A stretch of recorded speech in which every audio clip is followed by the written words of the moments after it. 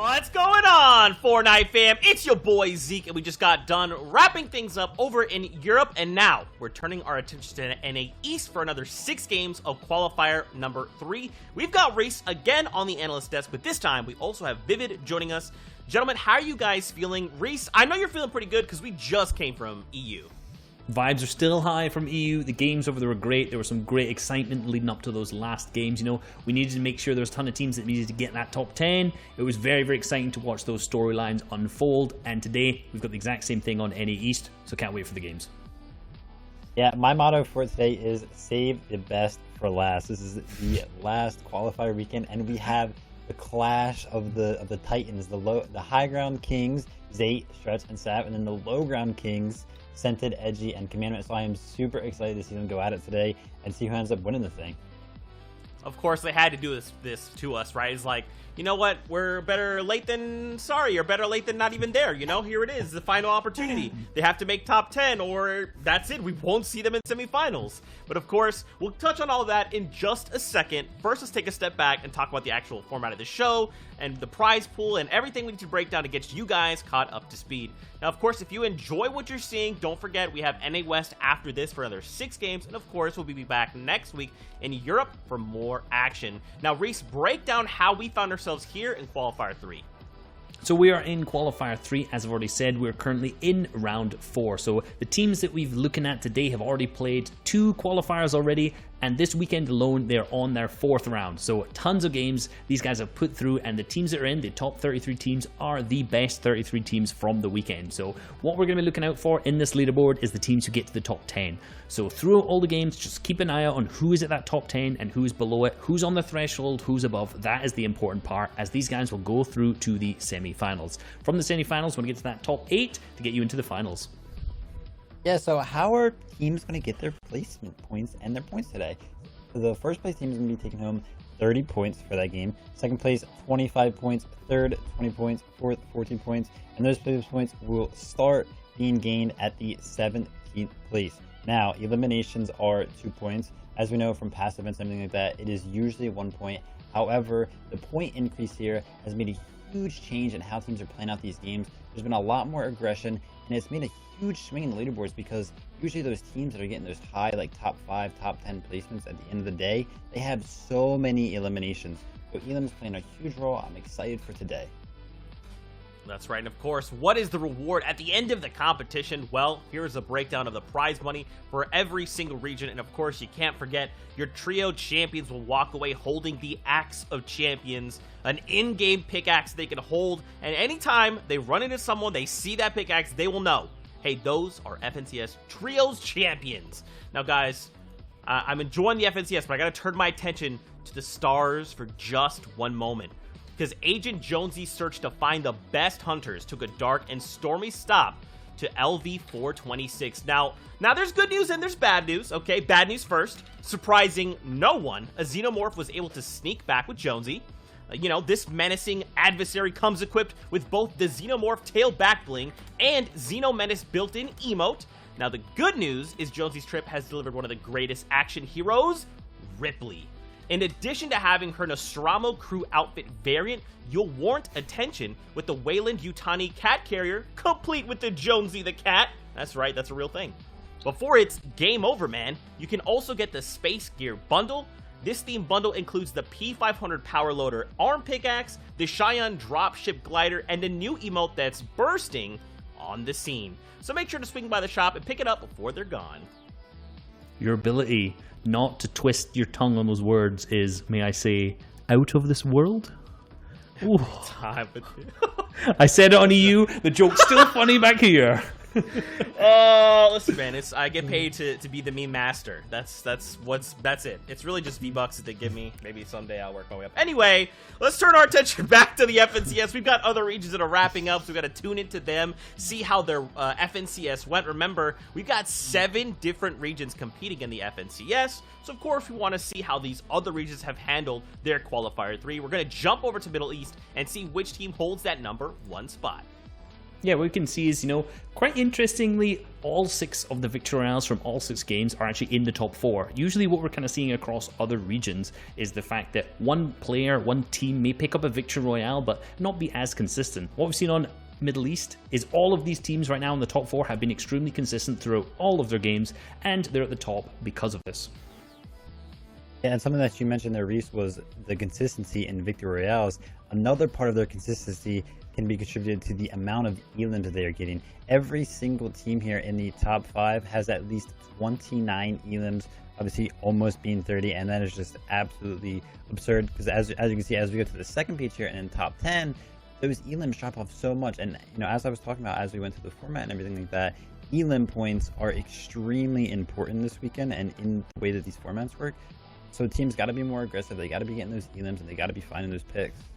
Yeah, and that's going to be an average of roughly 5 eliminations per game, which is a lot. That's 20 points per eliminations. That's not right at all. My math is off. That's 10 points per eliminations per game, which is incredibly... my times tables are completely thrown out the window here. That's incredibly consistent for teams every single game. 5 eliminations, might sound like a lot when you're putting in the context of an opens or, that kind of first round. But when you put this into a final round, a round 4, 5 eliminations average is incredibly consistent.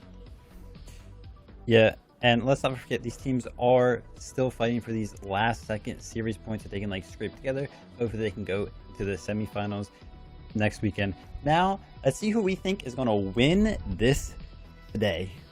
I've got me and Monster have both picked Zayt, Saf, and Stretch. If you look in the lobby at 5th zone, maybe even 3rd to 4th, and you look up, you're probably going to see Zayt, Saf, and Stretch on that high ground position. These guys are so consistent overall, but also they put a huge focus onto this high ground, landing at the Hydro Jam and using the rocket launcher. This has been what they've been consistent with through pretty much any meta, is that high ground, grabbing it early on. So hugely successful team, and I swear we're going to see them up there today. Yeah, with Reese and MDF favoring the high ground team, me and Aussie went ahead and favored the low ground team.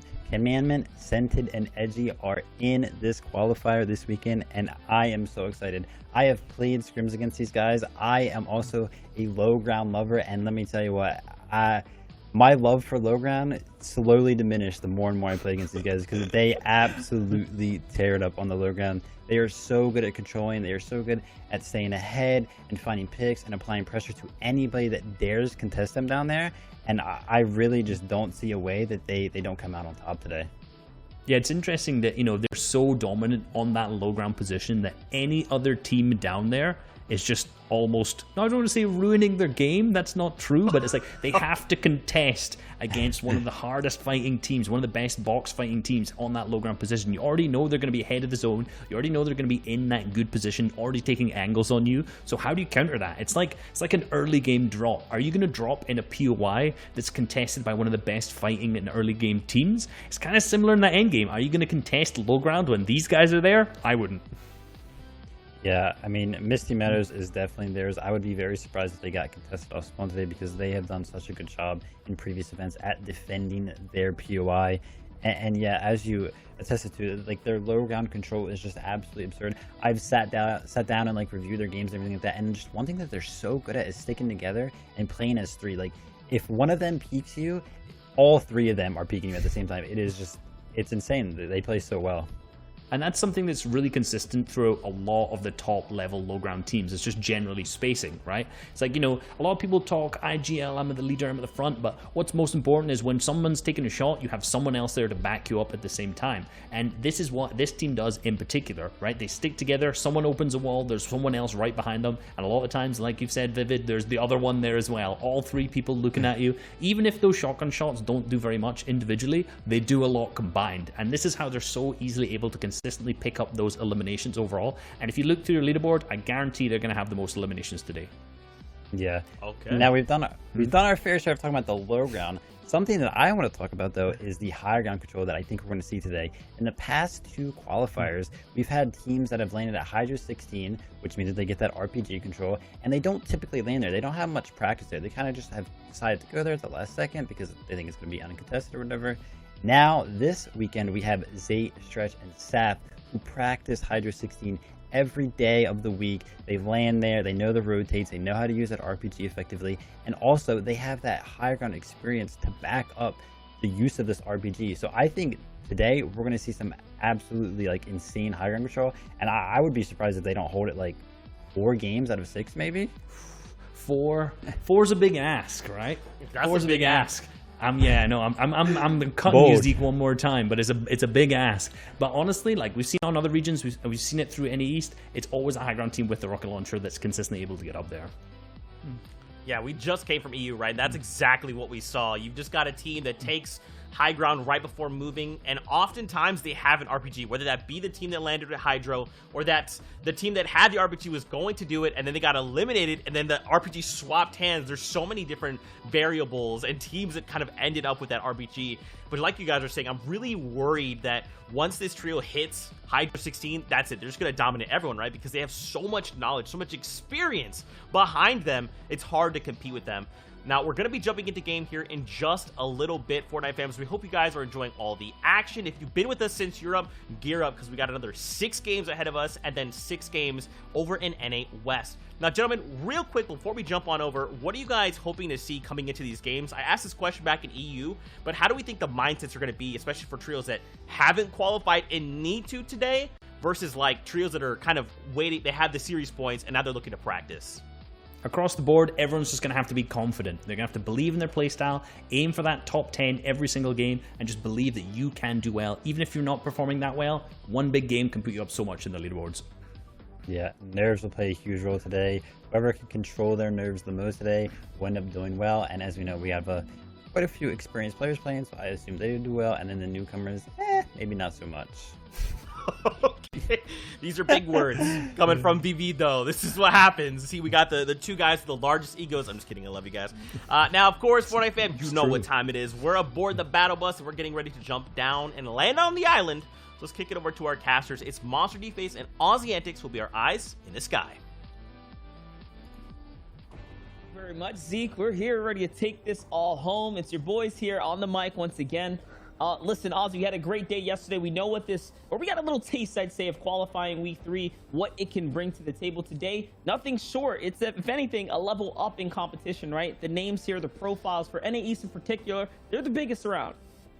They're the biggest around, and they touched on it there. Obviously, we have 4 caster picks. 2 of us all picked the same teams here, and it's 2 teams we haven't yet seen in this round 4. So it shows how much it was an upset to not see them playing and how dominant we all think they're going to be now. But there are so many other big names in here as well. We have Creo, Avery, Illis team showing up again. We have Jamper, Nosh, Paper. We have everyone, Slacks, Acorn, and Jack. We have multiple 4th round contenders. And yeah, I want to see how it all breaks down. We have a few teams the pressure's on as well. We have Voil's new team with Pandush having to make a top 10 today. So we're going to have eyes at the top of the leaderboard. Who's going to have those bragging rights going into semis, and who's going to be just making that top 10 who really, really needs it.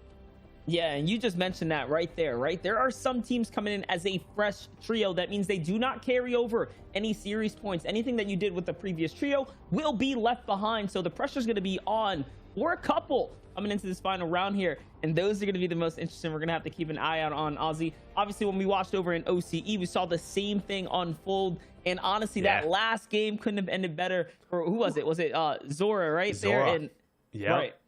Zora, Jarl, and Squeak's team, they formed last minute. They were going into the last game in 9th place, needed to secure it. They got the win. So super exciting finish for them. But like you said, there's some bigger names on NA East. NA East being a larger region does have more teams to really fill those top spots as well, because we've lost our 20 best teams in the weeks before this have automatically qualified to those semifinals. But when you're talking regions like EU, NA that just have so many players at such a high caliber, the games don't diminish in quality at all. It's going to be really, really tough to secure a top 10 if that's what you're requiring. So I want to see Voil's team do it. He's been playing phenomenal. I love Pandush. I love how they've made a new team last minute. I do have high hopes for them, but they put the pressure on. We just saw what that can do to a team in EU. Leshy, Savid, and Wolfies, a top tier team, world renowned, just missed out on qualifying. So pressure's on. Yeah, and that's the thing. These weeks, as they unfold, although we, move on to 10 to the next stage and they can't play in the next week, each of these can very much be a mirror of what a finalist roster can be like. That's how many star players, especially within the European and East region, contain So we're looking to see that unfold here today. Obviously, our predictions were out. The cat's out the bag. We know what the two big teams are coming into this. They're going to be the most exciting. There's no reason for anyone to hold back anymore if up until now that was the game plan, right? So we should see, I think, a pretty big domination from the teams that were in our prediction picks. But if we don't, I think that's an indicator, or maybe a factor that, you know, maybe the preparation wasn't there for the Heats. Yeah, maybe. And that's the thing. We're going into heats now. We've talked about a lot with every week. You need to make a statement. The teams that already directly qualified in those first 2 weeks, they need to make big statements going back to Clicks, Bizzle, and Booger's team. So I don't know who's going to make their big statement here as Monster. We're kicking off game number 1. That's right. Game number 1 of the FNCS coverage is kicking off right here, right now. Let's go ahead and load up into the battle bus and take a look at that world here, because there is going to be some pressure applied to the lobby here now. And again, how you start off game 1 is so important. This is the beginning of your day, the beginning of your first 6, and mentality. You want to win this drop spot, right? You want to start off on the right foot. Yeah, you want to start off on the right foot. And coming into this, looking at the kind of teams that were coming in, I didn't see any 2 major teams that were going to be dropping on each other. One that I do have eyes on is going to be that Steamy Stacks drop, but I'm not entirely sure. Things always change up last minute. So far, we're seeing a lot of the teams we'd expect. Oh, looking really good for Stretch's team right now. It looks like they actually found a llama on their big split. You can see them down there near the Hydro Dam. They have Flush Factory and the bridge. They've split that up and things are looking good, but this is a fight I was excited for. Lazy Lake Monster. I'm pretty sure those 6 different players, that is going to be Creo's team going head to head with Riversan's team, which we actually saw last week, and there's a lot of history there.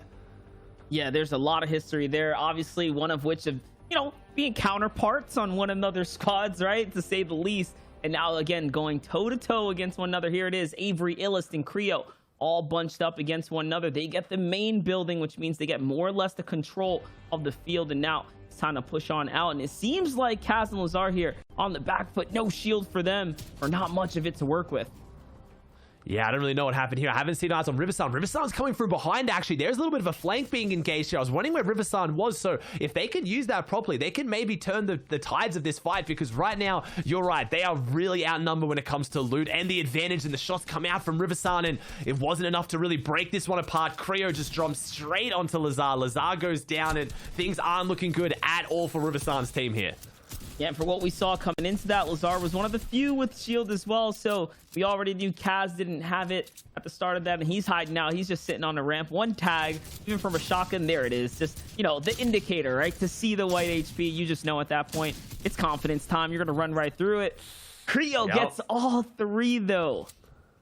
Yeah, that's an interesting one as well. Creo obviously being backed up. Usually Illust is the major firing power in this team. Avery as well to an extent. Creo being the smarter IGL, the leader. We throw that term around a lot, but Creo is also kind of heralded in the NAE scene or in the world in general as being one of the most mechanical IGL. So not surprised to see that, but you see the little bit of a dance. We talked about making statements. Those are 2 teams that are both going to be making it through into the semifinals. Whether they get put in each other's heats, we won't be able to know, but they need to make a statement, right? They're like, hey man, if this gets down to grand finals, we're not leaving. We know we can beat you. Yeah, and that's the big problem, right? And it's going to play out in heats, and if it doesn't happen in heats, it's going to happen in grand. So ultimately, it's a fight that's going to happen on a bigger platform, right? And you need to make your decision right here, right now. Here's a quick stat, though. The NA East has been the most aggressive region of NA East, NA West, and EU. So overall, things have been really popping off in the East region. I feel like that's a new narrative coming into things, right? As, again, times have changed, right? That's a little bit different. Obviously, you and me have been on the horn for NA East for multiple seasons now, and that's not usually the narrative or the storyline, but a lot of these teams really are trying to stake out their drop spots, and we've had some big changes to the way that the series points works, the way that everything works with qualifying into the semifinals, so I guess that's changed up how NA East wants to play these games, but this is back to it. This is your final chance to make a big statement, and the big shots come out from Spark here at retail, but I'm looking at the mini-map monster. We have another team rolling in from the south, and it's not looking good, and there it is. Spark didn't see it coming. He's confused. He gets caught off guard, and it's COD Genesis. This is one of our 2 teams that needs to place here today. COD Genesis team needs to come top 10. If they don't, they will not be making it into the semifinals because they're a newly formed team that lost their consistency points. Yeah, and that's one of the few teams, like we mentioned, that we're going to have that ultimate hurdle, if you will. And you can see Spook now and Rip have to leave the teammates. They already know those shots coming in from the side might have been a bit of a save for them to buy them some time, buy them a little window to escape. But again, you saw Pandush there, you saw COD Genesis. They're making it into the new retail row. They already have the advantage of that other squad mate. So it should be GG's for the team inside. We're going to pan on over and cover that fight here now. Take a look. It's a 3-on-3. Oh, no. Not looking good for the team on defense. No, not looking good at all. And I believe this team has come out of caddy corners now. Colazo's team, usually being known as the kings of caddy corners, did come first place last week, so they're not playing here today. So COD Genesis, Voil, and Pandosh wanting to hold that one down. COD Genesis, with his old team, has actually been contesting caddy this entire season. So a lot of experience there, and I want to see Pandosh and Voil do big things. This is a team that's been formed from basically breaking apart two other teams, and all three of those trios split and reform with each other. The other two trios counterparts have now already made it through, so pressure's on these trio to, you know, say that we weren't the weak ones in the bunch, right? We weren't the leftovers. We can also qualify here today, as they really want to get these points, trying to get some piece control. Pandosh in the box right now. Player jumping down from above. Pandosh needs to be careful. They push this fight with a big advantage, Monster, and that advantage is dwindling quite quickly. Yeah, and it's because they couldn't hit the shots, but finally now things are going to wrap up there. You can see 3 elims for COD Genesis. Voyu's going to have one as well, meaning that they won their drop fight. They come into retail. They walk away with a little bit more. I'd call that greed, if you will, but hey, for a team that needs to break into top 10, that's a lot of risk. I feel like we're watching a squad that wants to play for the first place slot today, and I can respect that. I can respect that as well. It's also a change of format, right? Each elimination being worth 2 points is massive. Has Scoped and Tragics getting this risky rules area right now is a fair bit of loot here. It's going to be interesting how they can play this one out. It's a drop spot that doesn't lend enough loot. You have to really try to get the areas around it. As you can see, I mean, Tragics looking pretty good with the legendary assault rifle, but other than that, you know, I'm not sure whether Haz and Scope will be looking as good as we get a very far western zone. And I wonder how that's going to play into certain teams like we just saw there with Pandush's team taking that early fight over at retail. Going to have to do a pretty long rotate. I feel like this has been a theme for most of these round 4 qualifiers, Monster. Really tough zones. Yeah, the tough zones, man. We saw so many tough zones last night. These mountain end games, the waterfronts, right? Anything can happen. And ultimately, it does come down to who can play the smartest Fortnite and be the most successful while you do it. Here's Blake, Okis, and Ronaldo, a team that they've been doing, or I should say, playing their hearts out at the drop spot of Stealthy Stronghold. A lot of success here, a lot of series points accrued for them. They should be smooth sailing all the way through. All they need, again, is just to continue doing what they have been doing, and we should be seeing them into heats. Divine and Ace on the other side, again, a fight that we've seen weekend after weekend, right? It's carrying on. This is a mirror, I'd say, battle or a rivalry, same as we saw in Lazy Lakes. Yeah, at the same time, these are the team. I'm pretty sure Blake's team probably dropped Pleasant and pushed over, I'm guessing, based on both teams being heavily looted. And it's been one that has been breaking down a lot, because today, Blake's team doesn't have to be contested by Polarized, who did also qualify last week at Pleasant. But Sid and Divine are on the back foot right now. Divine is on the back foot alone, has the firepower, but in a 1v3 against Blake, Okus, and Ronaldo, who are all full health, full shield, I have to think Divine's lost this one, unfortunately. And yeah, an interesting push from Blake's team. I guess it's a good way to try and, you know, get your Storm Surge, just take that full-on engagement over at Stealthy Strongholds. I love this drop spot, but due to the kind of terrain, the way that it's placed out, Monster, it's really hard to know if a team is pushing you from outside. If they get up on those walls or hide behind the trees, you can set up a really good ambush, as they have just clean wiped this team. Yeah, and it makes sense, right? Round 4, qualifier 2, which was last weekend, this drop spot was uncontested. So they actually went from Pleasant, and then they switched up. They went up to Stealthy Stronghold, and they just took the drop. So they probably liked what they saw here, got comfortable with the location. And that's what the practice of playing different drops can really play into. Now, like you mentioned, having Pleasant, making the rotate up, they're comfortable with the drop. They understand it. They do understand, and it's a good drop. I genuinely think Stealthy Stronghold is one of the more underrated drops on the map, especially with fishing. There's usually about at least 5, I'd say 10, sometimes even more fishing holes around this area, very heavily clustered together, so you can walk out with some great loot. One of the biggest issues with this drop spot normally is your Storm Surge. Where are you going to find those tags? But if you take an early aggressive fight on Pleasant Park, or potentially even Coral over the way, it's another team right near you. As Okus goes down here, Ronaldo and Blake, Peterbot getting a big shot onto Okus. They're now put on the back foot. That turned incredibly quickly. Yeah, and you see what the snipers can do, what just letting your guard down can do. All of a sudden now another team rolls up. Peterbot, Coder, Cartoon on the other side. Talk about these console boys, these boys stepping on over, jumping on into the mix of things. And look, they're putting up a statement for themselves. You know, the kind of the joke coming into it was, you know, the console crew, these players, they had a hit list, right? And they're crossing players off, so you got to be careful. Yeah, it looks like we're going to see what damage they can do when they have uncontested Craggy. We saw them last week going toe-to-toe, game after game, every single time at Craggy. I'm guessing based on their eliminations and the speed at which they were able to push Stealthy, they weren't contested. So yeah, it looks like they're kind of rolling up and they're doing the damage. As here we go, Acorn, Jack, and Slacks, a team that has made round 4 of every single qualifying week, was first place in round 3. Guys, let me finish my thought before you just full send it on this team in the box right now. They are pushing forward onto this team at Sweaty Sands. They are playing incredibly aggressive Fortnite here today. Take your time, Aussie. Take your time. Don't worry. We got a long 6 games in front of us. We're going to see a lot of Jack, Acorn, and Slacks. No doubt about it. Coming in, we saw some fun highlights last week, right? They were clearly enjoying themselves in the weeks. Little high ground holds and all the likes of that. But now they're here, right? There's no reason to hold back anymore. And honestly, I'm liking this aggressive side of Acorn, Jack, and Slacks. Like, if they bring this to a Heats or a Grand Finals, it's going to catch players by surprise, right? Where notoriously players slow down. Any team that gets really aggressive and plays confidently is the ones that shine. Yeah, we've seen a lot of times teams can catch people off guard, or players as well. That instantly makes me think of Unknown Army way back in the World Cup days. Players that just don't fit the narrative. They just don't play the game the way everyone else is. Everyone's got this kind of story of, okay, cool, they're boxed up over there, I'm over here. Why would they push me? Because they think they can, because they're aggressive, because they want to. Jack, Acorn, and Slacks, especially last season around that Ninja Battles era when they were really making a name for themselves, when they were really jumping up in notoriety, I remember they were getting more full team eliminations than any other team. I think not just in NA, but in the world in general. They were playing a different game. They were taking early fights and winning them. And that's what I'm talking about. It's that switching things up, keeping your enemies on the back foot and staying unpredictable. And listen, they have a strong drop spot. If I'm not mistaken, it's still the Slurpee Swamps that they're playing off of. Again, migrating into that power POI after Creo and company kind of swept on out of there. So again, it's a great drop. It's a drop that really allows, I guess, a forgiving type of play style, because you walk away with so many excess of heals. Yeah, and at the same time as well, it looks like they're not taking their early game fights around that area, and rightfully so, because we've talked about it. You've now got Zayt, Saf, and Stretch that are held up next to you at the Hydro Dam doing their big split, so you haven't really got any of those, I don't want to say easier teams, but that's a very notable team. Speaking of, thank you, production team, instantly getting eyes on them as well. They've made their early rotate as well, so if you're thinking, hey, let's take our early game fights, they don't really have a lot of easy targets around them, or people that don't have the reputation of, you know, our World Cup qualifying team here. This team is really up there, and it's the first time we get to see them here in the Qualifier 3 round 4. They didn't make it into round 4 of Qualifier 2 or 1.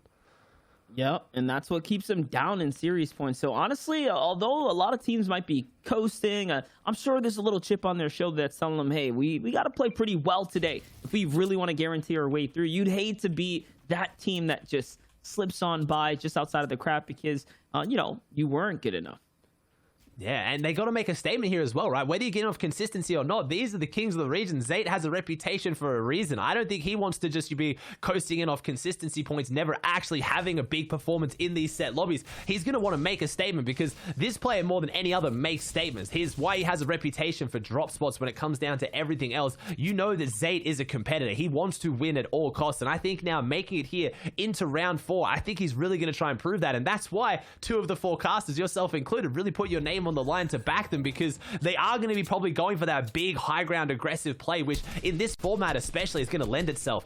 Half the placement points going for top 3 and eliminations worth 2. That is massive. As I talk about that though, Chubbs, Vortex, and Twix have to do something big. They're below Storm Surge. And they're only down by a tag as well, and they're the only team below. 71 players up, which means one team has to go down. They could do the quick math. They understand that, hey, we're the only guys with Surge on right now. Literally any tag. And no, there was actually a player in that bush, and he could not hit the shot. Oh, no, this is looking terrible right now. They have a lot of heals to sustain, but come on. You need a tag. All you gotta do is get one. There it is. Finally. There we go. Wait, never mind. A player went down anyway. That was ETB being finished. So I don't know if they got above Surges. Not a great sign for this team. They're really going to have to figure out what went wrong in this game 1, because like you said, it came down to one tag there. They just took what wants to maybe at least 200 plus damage combined due to just one single AR tag. So you've really got to manage that a little bit better and be able to find that. But that's what these games are for. This team, they've still got 6 more games or 5 more after this. And depending on how they're looking on consistency, this could just be a bit of practice. A lot of these teams haven't made this set lobby situation before, as Zayt's team team, a team that is no stranger to set lobbies, really trying to rotate in early, and we see that RPG with the 8 rockets as well. I believe it comes with 5 or 6 as standard from Ruckus down there at the Hydro Dam, so found a few more on the way as well, which is a big bonus to this team. They're really going to set themselves up to try and aggressively take that high ground, and I mean, we even saw it last season, Monster. This team, I think they won the first game of 3 of the 4 set lobbies they played in during the last Trio FNCS, so I'm expecting them to really start off aggressive here and go big from the very start. Yeah, that's the Zayt pattern. You know, he really does tend to kick things off. And even if they don't start it off where they want to be, they play for victories every single game. So when you have a team that sets out with the motive to win, you know, ultimately they end up securing it, you know, in a game or two. 6 games is just enough for them to get multiple victory royales. And they always position themselves to do it just like that. That's why they play for the best drop spots, the most dominant playthroughs. And this time around, having the RPG, they have the advantage off the jump. Yeah, and this panning shot is showing you what's really at stake here. This is a tough zone, Monster. I put it out there. I said that so far in these round 4s in each region, OCE last night, we saw some incredibly difficult zones. And already we have one here. Pretty much everyone's splitting up as a giant ring. No one wanting to go center because it's just that no man's land of ocean in the middle. So everyone's banking on their chances to get the next zone. Where 4th zone goes will heavily dictate how this game plays out, as most teams are choosing to cluster on this south side. This is what you'd call that congested side of zone. All the teams setting up here as was easy to rotate, but as you saw, our ex-console gang, I saw Peterbot out there kind of hedging their bets on the island. If they now pull the zone onto the island, they have a huge advantage for moving early. And there it's going to go to the sweaty sand, so it's going to be a short rotate for the majority of the lobby. And let's not forget, that means there's going to be a good bulk of layers to recycle on. The team's going to go ahead and snatch up high ground. It's Gabe, Tahi, and Sprite, though. They push up to the big main. They pull it off. It costs them a fair amount of metal, but it is worth it because now they control the skies here. So long as they're above the surge and they don't have to over peak at this point moving forwards, this is a good spot to be in. It was a great spot. Honestly, just acquired such a good position off, I just want to say, kind of like maybe being more productive, just being more aware, good communication. Clearly, Gabe, Tahi, and Sprite had decided that if they get zoned anywhere near them, they're going to instantly ramp up onto main, up onto the hotel, the big building, and that team was just caught unaware. They weren't even ready for it. They clearly weren't discussing what was going to happen before that zone pulled, as I'm pretty sure I just saw Center go down in the feed, which is not looking good for my prediction. Yeah, I was going to say, you know, red alert here. We see Scented get knocked in the feed there. And actually, it looked like a full thirst as well. So he is 1 man down. Below Ground Kings, as we mentioned, Commandment and Company coming on through, you know, developing their playstyle, getting a lot better with pushing players out of those layers. Really picking up, I'd say, a page from the XSET boys. And, you know, XSET, a crew that hasn't really shown up this season. I'm wondering if we're going to be able to see them at some point or another. But feels like they've been gone from the narrative. Yeah, unfortunately, have kind of like slipped out of the narrative there on the low ground. There's been other teams that have been trying to claim it, but yeah, no one has built up the reputation of Centered, Commandment, and Edgy, even to the point that people were wearing Centered stereotypical skin in tournaments, like even to the point where pros were pointing out how many impersonators he had, because having that skin on low ground was almost a signal for no one else to go down there. You guys might think at home we're being dramatic, but I guarantee you they have built up that much of a reputation. It got to that point where they became synonymous with being on low ground. If you saw that skin, you'd be like, oh, never mind, we're going to play mid ground this game. And as Commandment takes down a Zervo in the feed as a duo, so they're still doing big things, but this is looking like Gabe, Tahi, and Sprite's game. If they can get a half, which is that 5th zone, if you guys are watching at home and you don't follow the zones, that's that zone that goes half inside the Storm and half inside the existing zone. So it has to be on the edge somewhere of here on the 4th zone. It is impossible to go central, and that is why you see all these teams on the edge. They're hoping they can somehow get it on top of them. If Gabe, Tahi, and Sprite get it in this high ground position, we've seen that be one of the main recipes for success and one of the best indicators of a victory royale. Getting zone on high ground half is massive, but that's usually lobbies where you don't have Zayt, Saf, and Stretch roaming around with an RPG. They could change that narrative very quickly. Yeah, Commandment's still popping off, and now he is a solo. I saw Edgy fall there too, so 1 man down. Here's Nosh Paper and Jamper, though. Keep an eye out on them. 400 damage above the surge threshold. Big material counts and plenty of movement to work with. Seems like they're going to cut their way all the way to new zone. Wait. Relatively free of charge. What a great rotate for them. I think we called it early. Sorry for those viewers at home. Looks like Center just got an elimination in the feed, so it must have been a knock, not a finish. So maybe Commandment Centered still pushing ahead. I don't know if Edgy was a finish or a knock, but Centered is definitely still in there as well. So I don't know where they are doing these things that we're not seeing, because they're picking up eliminations in fights as Gabe Tahi and Sprite set up there looking like they maybe can do something. And look at the caliber of names you see just on this panning shot. I am so excited for today's round 4 monster. I see Avery, Creo, Illis there, Stretch, Sapphire underneath that one. You have Jack and Acorn inside main building as well. This is going to be an absolute clash of titans here in the first game, and everyone wants to make their statement as Sprite picks up 2 eliminations in the feed from High Grounds. Yeah, and that's the strength of the High Ground, right? Really being able to look down and see what is going on in the feed, what is going on in the area as a whole. See Kobe trying to make a rotate on in Archive there in the low ground too. Zealous knocked here, just gets picked up, now popping a med kit, and that was one of the knocks from Sprite and company. So they actually didn't get the full thirst there. They allowed the reboot or the pickup to happen, and now they're focusing more so on the next rotate. Look at that. They're actually expanding out early out of metal. This is important because we do know RPGs in play. These metal structures are going to need to take 2 rockets. And being how reinforced they are, this is a good sign of them setting up the anti situation, I guess, for someone like Zate, who's going to try and step in and RPG them down. And honestly, I have to sing this team's praises. Everything's been preparation. They've always just clearly discussed what is happening beforehand. If we get zone, we have to expand out. If we get zone, we're going to ramp on them. And now, instantly, they give up their reinforced high ground because zone is too far away. To expend the materials tarping this distance would not have been worth it. So Gabe Tahi and Sprite, again, I just have to call them proactive right now. Everything they're doing, they've clearly thought it out before it happens. They've communicated. As soon as zone shows, they move. They're now on front side again. They now have this first rotating zone, and they can build up for it. But you touched on a monster. The RPG is in play, and they're not in fully reinforced metal now, so scarier to try and hold. But honestly, this team is playing this game to perfection so far.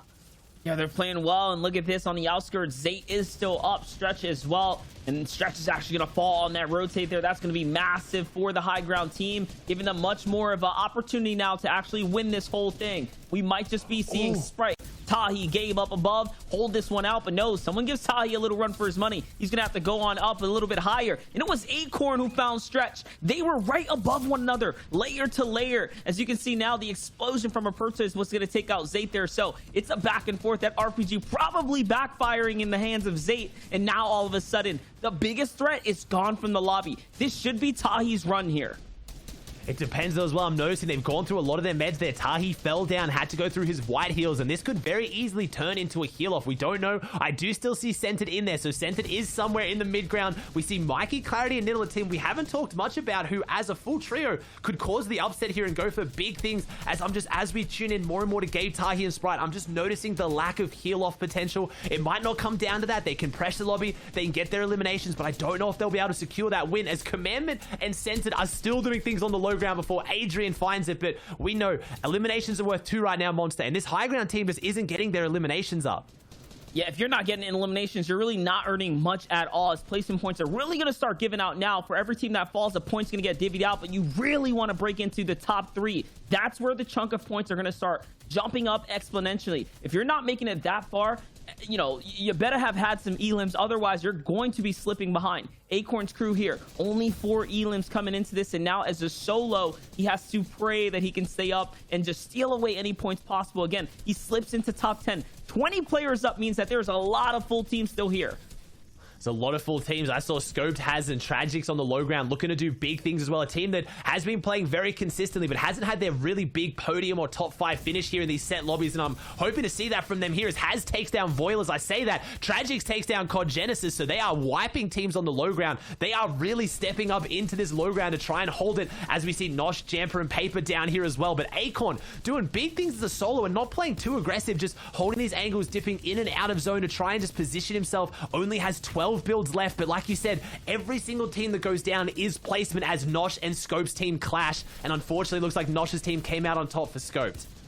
And Commandment is still up as well here, trying to work with nothing, working with house money there. You can see he's only got half a HP bar left. Acorn's gonna find some tags here, but nothing's gonna confirm from it. There it is. He finds someone else, and it's a big tag. Someone slips behind him. Can he hit it? No, he gets taken out. Nosh, Niddle, Tragics all lighting up the feed here now. Gabe gets challenged up above by Niddle, but Tahi does walk away with it. Tahi has the HP lead now. But Tahi has no builds and has no meds right now. Loses the high ground, as I was saying. They had the high ground earlier, got them some good placement points, but they didn't have the heals for it. They didn't have the material to hold it. And now we have Avery and Illust on the low ground. Creo has fallen, and they've been racking up the eliminations down here. They have 7 total. 3 they got on spawn. This is a 2v3 right now. This is going to be a full trio on high ground, seeing if they can de-seed Avery on the low ground. It is Nosh, Jamper, and Paper up there as well. Now I believe it's just Nosh and Paper as well. It is. It's a 2v2. Never mind. This is so exciting way to finish. And these are 2 top tier teams, some of the biggest names in NA East, trying to see what they can do. And this team has the firepower. Nosh and Paper really are the fighters on this team. They have the superior mechanics. Can they drop down and make something happen? Big tax in hand, opening up the edit, trying to find their way in as Avery takes down Paper. Nosh is up here on his own. He needs to do it in a 2v1. Gets the Avery on the right hand peak, and beautiful play from Nosh, showing just that box fight superiority. And man, what an exciting game 1. Nicely done there for a second. I was thinking, oh boy, Paper might have made a huge mistake. He dropped down early and traded out first, but Nosh was there to back him up there, Ozzy. And look at that. That was a neck-and-neck competition between the two parties. I think both of which had 8 elims, both of which were obviously fighting for the first place. So they're right there. And now all of a sudden, the bar's been set pretty high. The bar has been set high, and our 2 big teams, the Titans for the predictions weren't really there, but obviously they're not no-name teams that took them out. There's so many big teams, and you ask the question, Monster, are they going to be taking it seriously? Are they going to have that final push? I've been talking about making statements. Yeah, it looks like these teams really do want to make a statement going into those semifinals. Yeah, everyone's trying and playing their hearts out there. Like we mentioned, big names here. NA East is never going to fail to disappoint. There's just too many big players out there on the field. Ultimately, though, we will be sending it on over to the desk. We have some of the best in the game to break it all down. You know who I'm talking about: Vivid, Reese, and of course my boy Zeke here is going to be able to take us home and break down that action for us. Tell me what you got, boys. Why was I last on that list? It's fine. It's fine. I was first. It's cool. Whatever. Anyway, Nosh, Jamper, Paper finding themselves the victory out in the first game in NA East. I like this, and guys, it's kind of like just more of what we're seeing. It feels like a lot of these textbook games are starting to kind of develop here on the round number 3 of Qualifier 4. Qualifier 3, round number 4. That one. I got it backward. My brain's weird sometimes. Sorry about that. But yeah, it's a lot of like high ground dominance, right? Trying to just force everyone else below you to play to your game and kind of dictate how they're allowed to rotate, right? If you make sure they stay down low and they can't really get up shots and you stay on that high ground, you can eventually just kind of squeeze the life out of that game and walk away with the VR. Yeah, and you know, that game looked like it was going to be Gabe, Tahi, and Sprites from, you know, third zone. They really claimed that high ground by ramping over. They'd claimed such a good spot, such a good amount of height, and managing to get ahead of the zone, keeping it for so long as well. But, you know, unfortunately, it doesn't always end up like that, where Nosh and Paper end up taking the high ground. And Ozzy hit the right thing. He hit the right note, saying one of the best fighters in the region. Had that beautiful movement to go right on the left-hand side of that peak. Couldn't do anything. Perfect victory royale from there on out. Yeah, and to mention how that game played out a little bit, Sprite, Tahi, and Gabe were holding night from the 4th zone. Them getting contested in, I believe it was the 9th zone by the mechanical geniuses Nosh, Paper, and Jamper, and they ended up coming out and just taking that high ground in that late game. Now, a team here that we were talking a lot about, Commandment, Sentin, and NG, are actually going to be getting Misty Meadows, Uncon, which is what we expected, as they are completely dominant here. I don't think anybody is, you know, too eager to contest them there. Yeah, and, you know, Stretch, Zayd, and Saf end up landing on Dam as we thought they would. Zayd taking a little bit of fall damage, unfortunately, but at the same time, Saf actually manages to find a Llama. So from their early game, you know, it was all going really, really well. They had the materials, they had the rocket launcher, they had the loot, but, you know, tough rotate for them going completely northwest on the map side. And, you know, moving into one of the teams who we need to watch, needs to get a top 10 today, was COD Genesis, picking up some early eliminations in the game. Yeah, COD Genesis here needs to get top 10 date to continue this FNCS and have a chance at that giant prize pool that we talked about earlier. So if they don't get top 10 today, they won't be going through the semifinals. And as we watch the clip at the end of this year, we're going to be seeing the POV of Illust as he goes down there to Nosh, and Nosh grabs that victory royale. Like we talked about, the mechanical genius, the mechanical mastermind, the playground savant, coming up with a nice edit there at the end to find that peak shot on Illust. very strong right-hand peek, especially like kind of you're saying on the edit as well. You mean when you got your body against a piece of like wood that they can't shoot through, you know you're gonna have that advantage. Now, of course, we got to take a look at the standings and see how things are going for the first round, or the first game of round number 4. Now, the thing here is we see this all the time, right? A team walks out with the victory out in the first game and then kind of peters out after kind of the next series of games. I'm hoping that's not what we see here, right? But right now, we've got Jamper, we've got Nosh and Paper in your number 1 spot. Right behind them, Creo, Illis, and Avery. And you guys can kind of take over to walk us through who else is up here. Yes, we've got Nittle, Mikey, and Clarity. A really good game from them, picking up 3rd place here. You know, they're 3rd with 8 eliminations. Has Scoped and Tragic as well. You know, we saw these guys on low ground. They were kind of filling that slot for Scented, Commandment, and Edgy when they were kind of out of play. They ended up going down a little bit earlier, apart from Commandment, who was kind of still live playing as a solo for most of the end game. And that slot opened up the low ground for Has, Scoped, and Tragic, right? This left that availability, and, you know, they were definitely performing really, really well here, coming up to the 4th place overall, picking up 8 eliminations. Yeah, something interesting to look at here. There are 40 eliminations accounted for in this top 5 leaderboard. Wow, that is absolutely incredible. I don't think I've ever seen a distribution of elims like that in the top 5. That was absurd. And as I mentioned before, like, these elims are so important.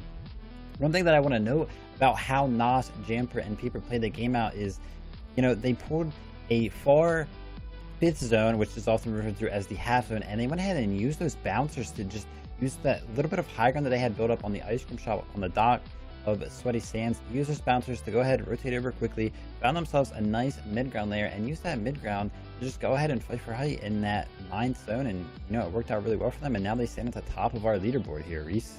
Yeah, really impressive. And, you know, we watched a lot of Gabe, Tahi, and Sprite through that game as well. And, you know, you're talking a lot about the eliminations and how they matter. And, you know, despite the fact that this team kind of got to the 4th slot, they only got 2 eliminations on that high ground. And this leads back to what we were saying earlier about these low ground teams, these mid ground teams, are going to have much more opportunity for box fighting. They're going to have much more opportunity to pick up eliminations, unless you have, you know, there are some teams on high ground who just have that ammo and that aim and can do it. But, you know, Gabe, Tahi, and Sprite didn't manage to pick up that many eliminations, and, you know, this has kind of placed them down on the leaderboard a bit, despite the fact that they looked so strong going into that game.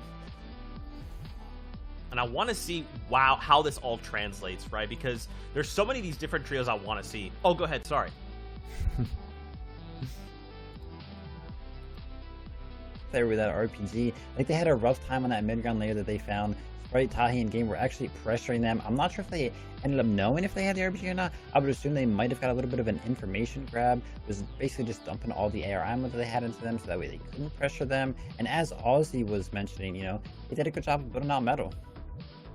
You know, you took the words right out of my mouth, because I was literally going to say that. But, hey, babe, we'll be back after this, because we're jumping right back into the game with our casters.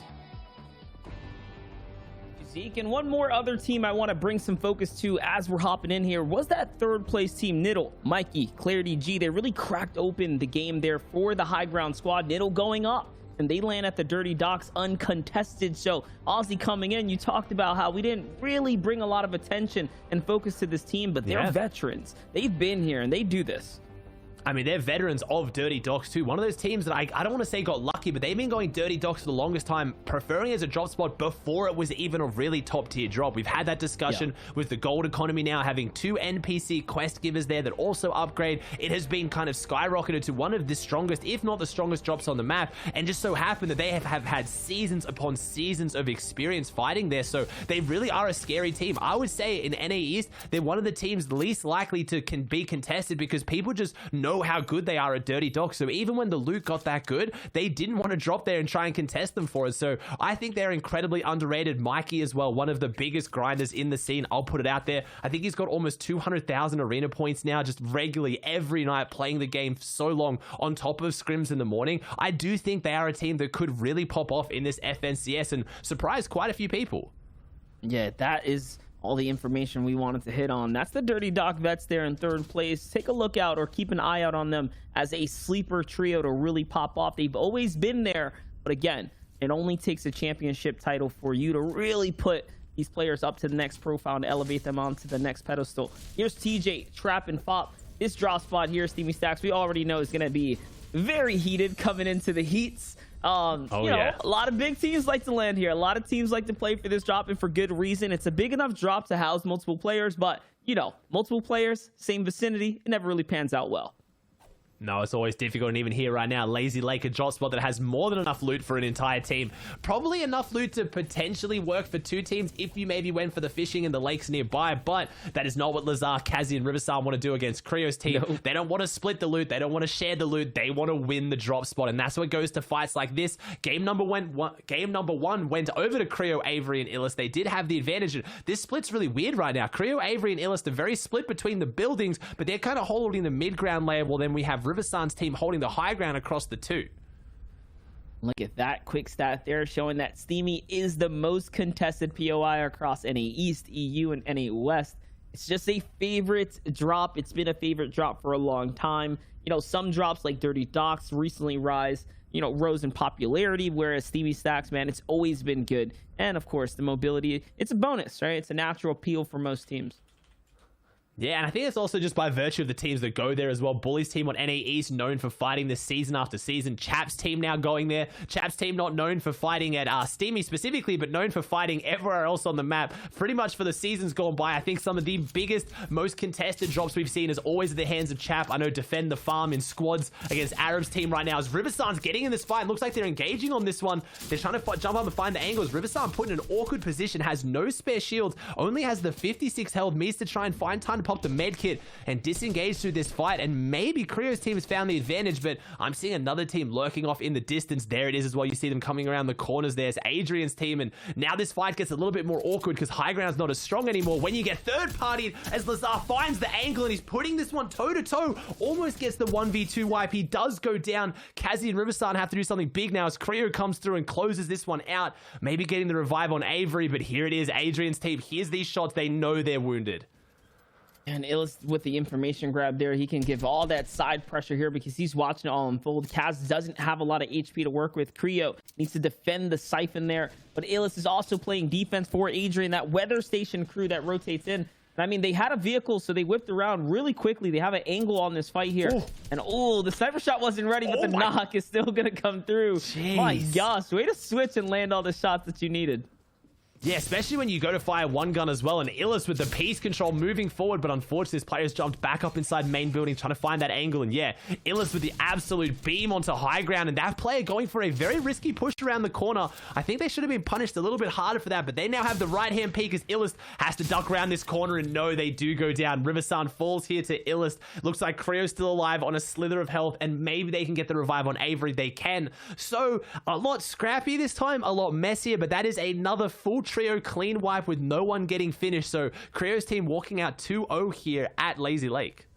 And not to mention, you might have tossed up game one like, yeah, they had the health advantage. Yeah, they had the positional advantage. Game two, it was the opposite. They had the disadvantage of anything, right? The high ground squad, Kaz's crew, had that HP there. So, you know, that's a red flag. That's a big signal there to Riverson and company. They have to work on that drop. But again, this is going to go on for the remainder of the day, so we'll continue to ping in and keep tabs, keep score on how that draw spot's working out. Here's scoped on Sarms, Haz, and Tragics hanging out in the middle of the field right now, though.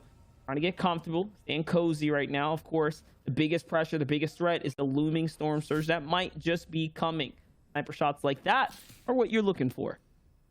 Yeah, snipers really have kind of pushed this storm surge up, especially in NA, a region where people know how to position, they know how to practice in these stack lobbies. We talk about it a lot. I would have to see the storm surge statistics, but I'd have to imagine that NA East would be the highest region in the world, if not maybe second to EU. They really do know how to run up their storm surge, and that's what puts the pressure on. You have to rotate safely, get your material position, get your loot, but then at the entire time be looking for damage on opposing opponents and then not having the damage traded back towards you. It really is an entirely different game, not just from your normal regular Fortnite. Even at a competitive level, these lobbies are on a whole different pedigree, and when you play in them and you have to start managing your storm surge, it adds such a fun but difficult element to the game.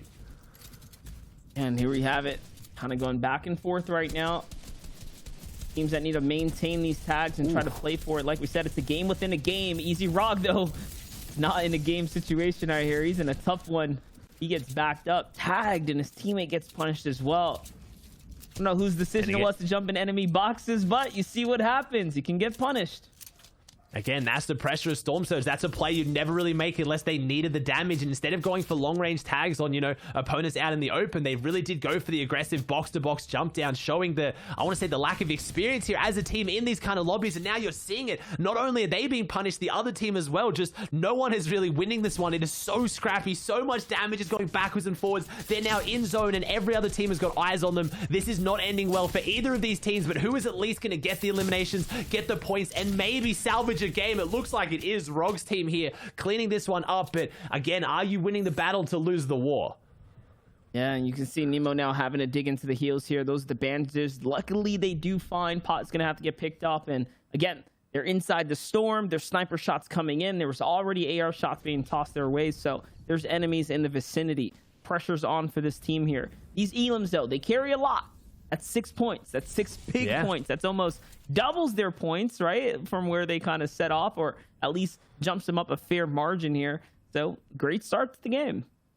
Yeah, and they've got an edge here where they can kind of rotate in, and here it is. Centered edgy commandment having to make a far north rotate again. Worth mentioning, this zone is even worse than the first one we saw in game number 1. This is a northern zone. I feel like this is almost just, it's past Sweaty Sands Monster on second zone. So these south teams, like Zate's team, like Centered's team, who, you know, us as the analysts and casters put a lot of faith in, are really being tested here. They're happy to perform really well. They have to make their rotates, get their surge when they drop far south at Misty Meadows.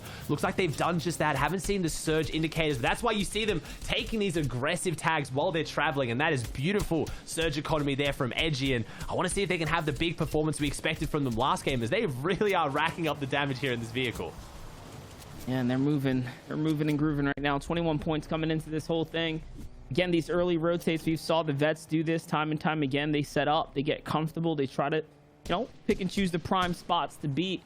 This one here, Edgy's gonna find himself a nice set of brick reservoir there to lean into, replenish up on. Scented taking the other side as well. The more angles, the more land they cover here, the better for them. And again, it will allow them to find those tags, get comfortable, and look for the next big opportunities here leading into the later portions of the round.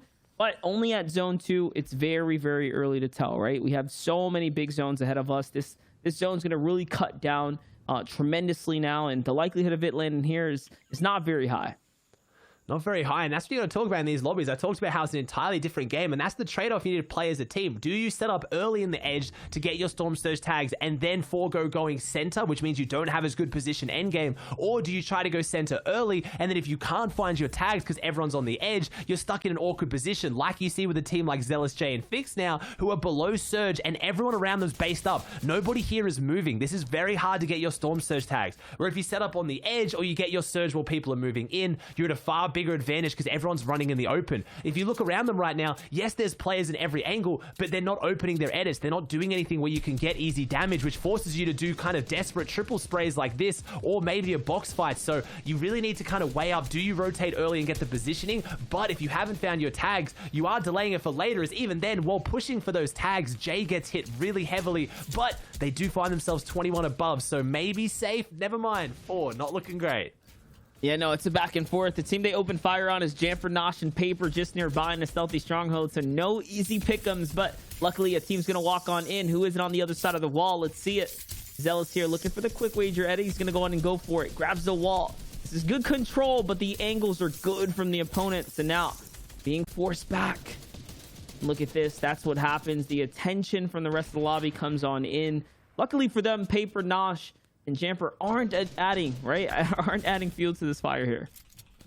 Yeah, and this is what I talked about. And I've always said this, if you're a team who's box fighting for your Surge, something has gone wrong. I don't want to talk bad about these players. I'm sure they can fix it up for next game. But if you're in a fight like this, where you're trying to get your Surge on opponents with shotguns out, it's really not the way to do it. You want to get them like we saw from our King Centered Edgy Commandment, getting their damage on rotation where they didn't get any, threat back. Even if people take a couple of AR tags on you, as long as you're not in a position where you can be knocked and then finished, you're in such a better position to take those fights. Now, Fix's team is stuck between 4 different teams box fighting, trying to get their damage up, and look how much it's hurt their shield inventory. They don't even have spare shield left now, so things gone very wrong for this team here.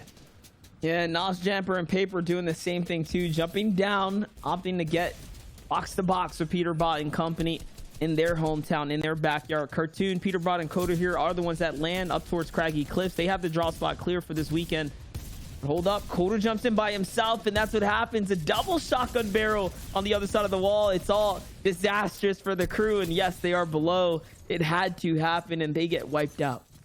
They get wiped out by the team that managed their surge right now. We have Jamper, Paper, and Nosh, a very experienced team, showing why they played so well last game, why they're currently in first place. They got their damage early, and when you're a desperate team on the wall, Storm Surge ticking at your back, you're taking that damage while you fight. It's just not the position you want to be in, as now we have a team like Zayt, Saf, and Stretch who made their rotate late, probably looking to get their Storm Surge up, as I was just talking about, because they're only 100 above, and that's off the back of 3 really good tags by Zayt's teammates there. So things really playing out the way I did expect here at the end game. I feel like the observers are really giving me a good chance to show off how Surge does affect these games.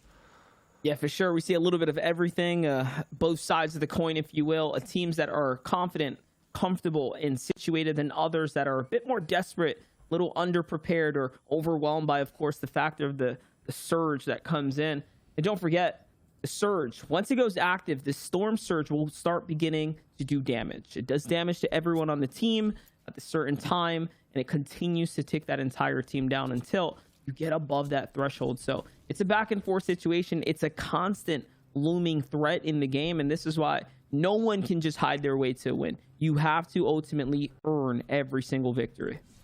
Yeah, it really does. It pushes you. Some teams have phenomenal loot, but unfortunately, they didn't manage their Storm Surge. Things go south very quickly as Fix's team now going down, dropping down. And once you survive that first threshold, the next one we're going to get is 50 players alive going into the 5th and 6th zones. So they really need to try and get their damage back up again. It's constantly there as Okus and Ron's team makes a big move to take high ground on the edge of this stealthy stronghold. And it's such a good spot for positioning because it's one of those few areas on the map that's indestructible. Obviously, the whole concept of Fortnite is break and build, but if you're at stealthy stronghold, those walls beneath these guys' feet, they can't actually be broken, similar to Colosseum. So basing up on it, it's a really, really good spot to be because it guarantees you can't get chopped out too low. Yeah, natural high ground, indestructible structure to hold you up down low. And all of a sudden now, that's why it's a nice ring. Big ring up here, players are holding out.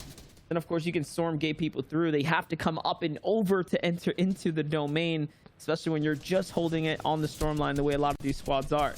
Here's Zayt. Saf and Stretch, of course, finding more tags right now.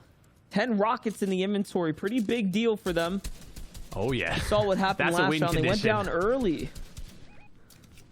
That is definitely a win condition for Zayt's team. 10 rockets in the inventory. They can cause a lot of havoc there. They've gotten their damage up. Their builds aren't looking the greatest. The rest of the loadout's looking okay, but where does zone go? It goes along the edge of stealth, so they have to rotate around this left side if they want to, or they're going to play aggressive on this team on the edge, and I feel like they probably should because that is a very, very shambles fight right now. All these teams using bandages, handing over minis to each other. They're all incredibly weak, and Zayt, Saf, and Stretch are looking a lot stronger than these teams in a better position, especially in that fully built hard mats, and there it is. Zayt's going to start putting out the rockets for pressure potentially, but also needs to focus on that rotate because this is a high ground dominant team. We've talked about it. Hopefully we get to highlight it here in game number 2 of round 4 in qualifier 3. Can they manage to jump up, have that pedestal set up for them like we know this team can, and have the big game? Because that would already jump them up. As you see that format on the left there, the victory hour is worth 30 points and each elimination is worth 2. So that's where you see teams that can really rack up, 10 elimination first is not unheard of in these set lobbies with a good high ground team.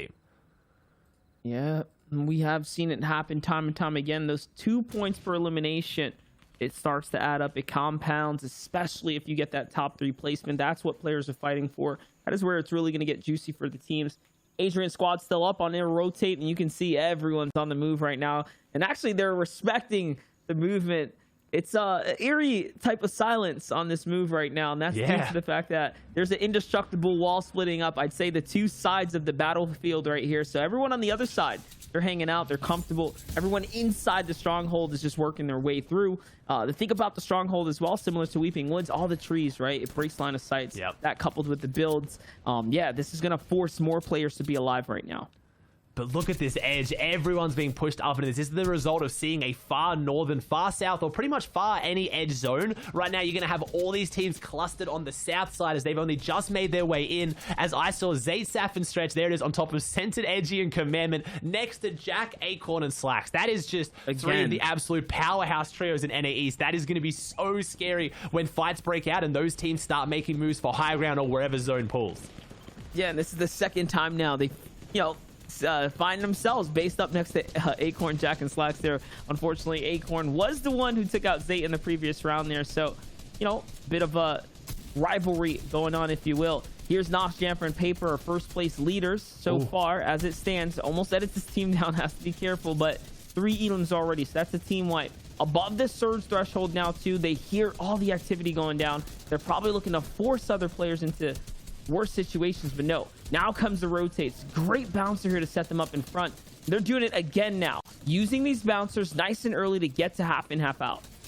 It's such an exciting endgame there. We saw that panning shot inside stealthy. Look at all the builds around the outside, man. I love the panning shots, just showing how many builds there are. Niddle, Clarity, and Mikey looking like they're either getting hit by Surge. No, they're just taking a lot of damage right now. We have our first place team, Paper, Jamper, and Nosh, looking really good on the edge. And this is such a tough half-half. It's pulled complete opposite for every single team. There is only one team currently on the edge. So I'm thinking maybe if they play this well, they can build up and take that high ground. But it's going to be on the edge of Stealthy Stronghold. I talked about how it's an indestructible wall. If you can base up on that, you have a very, very secure high ground. So this could go across the water monster. It can go back into stealth. It goes across the water the other direction. I don't think there's a single way this zone goes that isn't going to be difficult for these teams.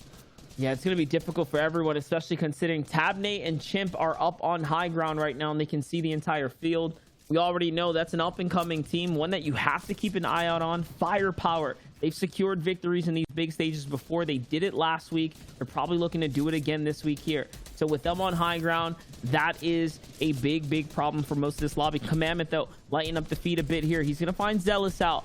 And now, Nosh, Jamper, and Paper, though, getting comfortable, splitting the loot, getting Nosh, and everyone else situated, everyone sorted for what's going to happen here. It's the first moving. Last game, they didn't hesitate at all. They actually took height during this time when Niddle kept them all distracted.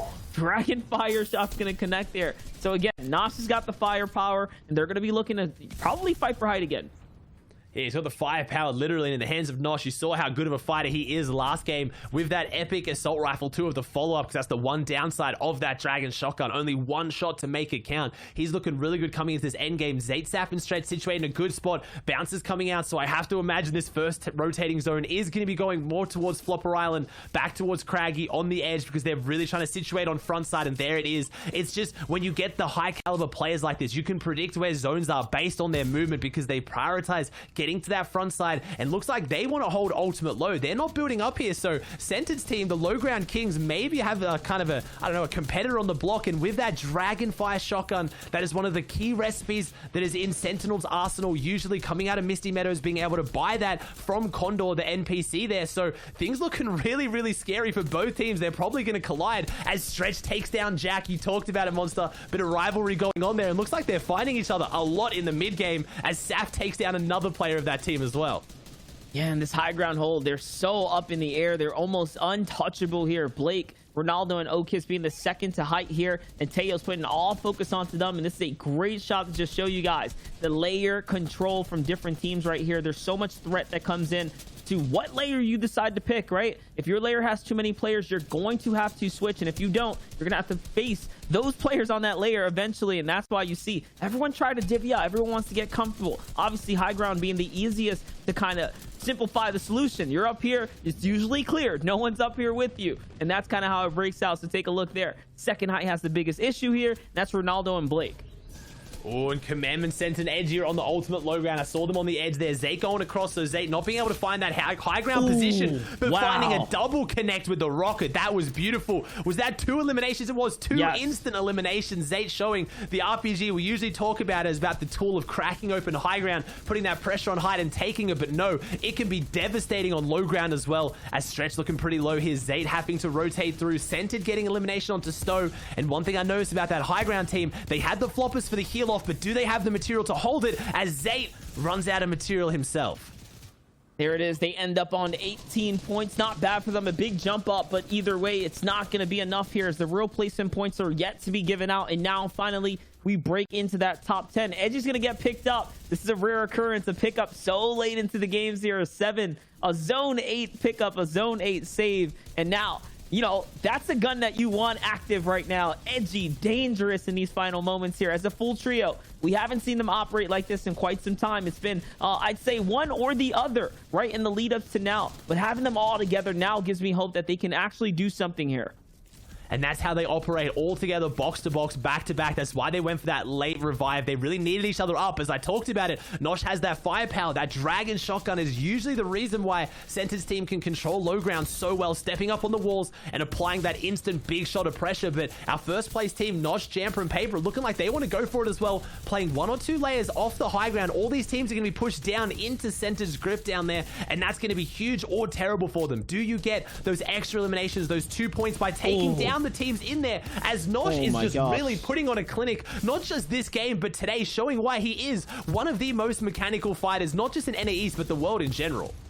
Yeah, for sure. You know, we saw him rise to prominence with this string of solo cash cups back to back, but now he's showing it's season time. It's team season time, and he's showing up, trying to put in the big points. They're continue to do it here. That's going to be the trios. Continue to rack it up. That's Paper, who's down now to Tahi as well. And oh no, Nosh couldn't continue the fill there. King. He actually just missed, and exactly it is the low ground boys themselves putting up the fight.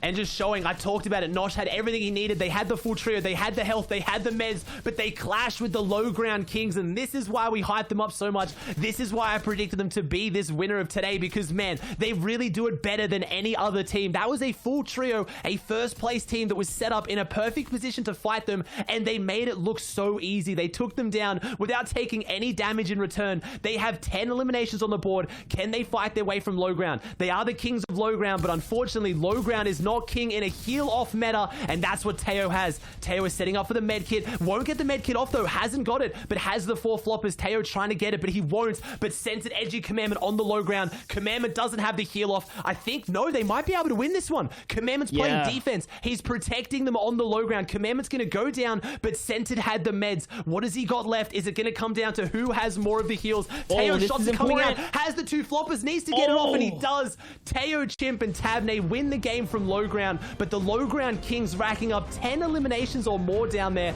Huge point swings, Monster. Absolutely massive.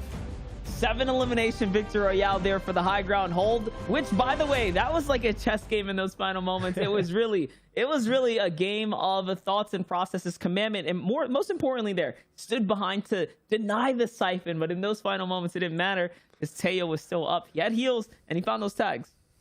Yeah, and that's it. Low ground can really get those eliminations and really get the high placement, but it's very hard to get the victory out from down there. Yeah, for sure. Either way, though, we're going to send it over to the desk here to break down all the action. That was just game number 2, ladies and gentlemen. Game 3 is going to be up next, but shortly after this analyst breakdown. Thank you guys so much. Great cast on the day so far. Game number 2 of NA East did not disappoint. Boys, listen, we got to see a little bit of everything. We got to see high ground. We got to see Dragon's Breath Shotgun terrorizing mid-ground tarps. We got to see Zayt jumping around with RPGs, blowing people up. We got to see crazy rotations. This game had a little bit of everything. Yeah, it had a little bit of everything, and that's kind of what you want, you know? And at the start, it was quite interesting when we got into those moving zones, you know, we were looking out, we're always trying to keep our eyes out for Scented, Commandment, and Edgy. We've been talking about them a lot. You know, we're trying to look ahead to that front zone, but they just were not there at that point, right? They hadn't claimed it early, and, you know, we were kind of thinking throughout the whole game, where are we going to be? Where are these guys going to be positioned? And then right at the end, it shows up, they're already on that low ground position, fragging out, they have 10 eliminations already, and they're in that spot that we so often see them in.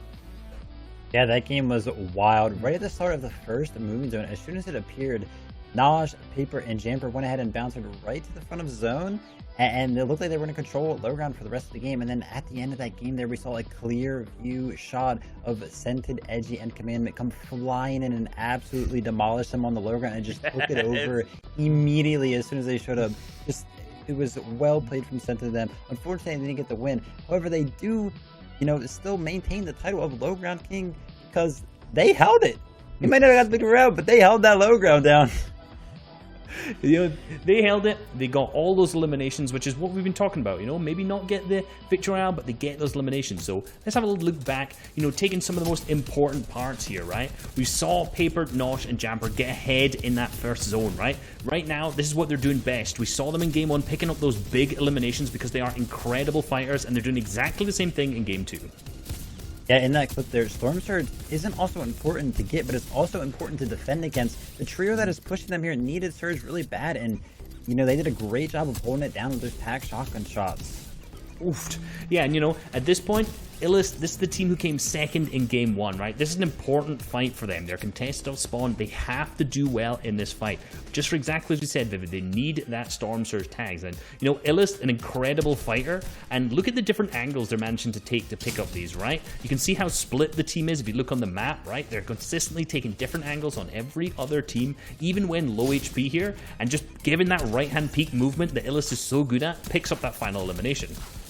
Yeah, that was absolutely beautiful here. Rio and Co are going to be fighting off the shark here, man. Looking like they're not really focused on trios. They're focused on sharks.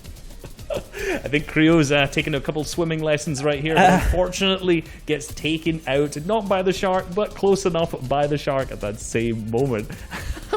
It's just... Oh my, no, he does get taken out by the shark. I'm totally mistaken. I was not prepared for this. My brain was not prepared for this. But, as we can see, a map of the rotations going into 4th zone here. Yeah, so something that was very interesting about this zone pool here is that there is absolutely like nobody on the north side of the zone because the zone keeps on pulling north. So if the zone keeps on pulling north, everybody is forced into the south there, and it just becomes this like big jumbo like cluster of just bunch of trios, and it makes for a very interesting game, but it also makes it so that these experienced players can find very easy rotates, like we saw from Nosh, Peeper, and Jamper when they use those bouncers. They have that low ground claimed very early on into the moving zones.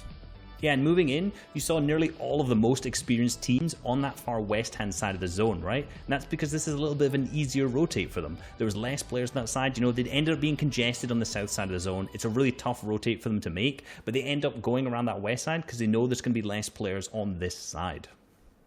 The breakdown. Immaculate. Now, let's take a moment. Let's take a look at these standings and see how things are going after game number 2. Now, at the top, it's Jamper, it's Nosh, it's Paper. I'm not surprised. And boys, they're starting to pull away a little bit. Maybe we need to just reel these guys in.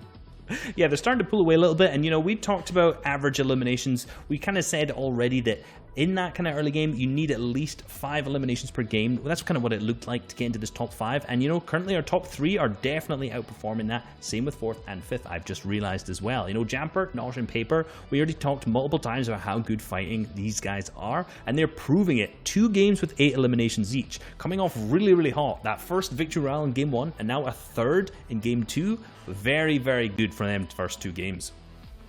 Yeah, those top 3 trios are going to be averaging 8 elims a game right now. Oof. Also, Not Panda, Swish, and Stowe also going to be averaging 8 elims a game. The amount of elims some of these teams have right now is absolutely incredible. Like, they're counting for so many of these points.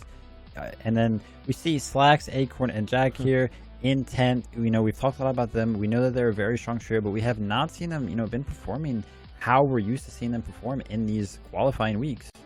Yeah, and you know, a team we've talked a lot about so far is Zayt, Saf, and Stretch. A team known for their incredible consistency and smart game plan. You know, so far, it's not been working out too well for them the first 2 games. You know, they've been ending up very consistently on that kind of congested side of the zone with a lot of players around, and it's using a lot of their materials, it's using a lot of their heals, and you know, that's what's difficult with their drop swap being uncontested. They need to get Storm Surge somehow, and you know, sometimes they're getting ended up in this congested area because they need to fight for Storm Surge.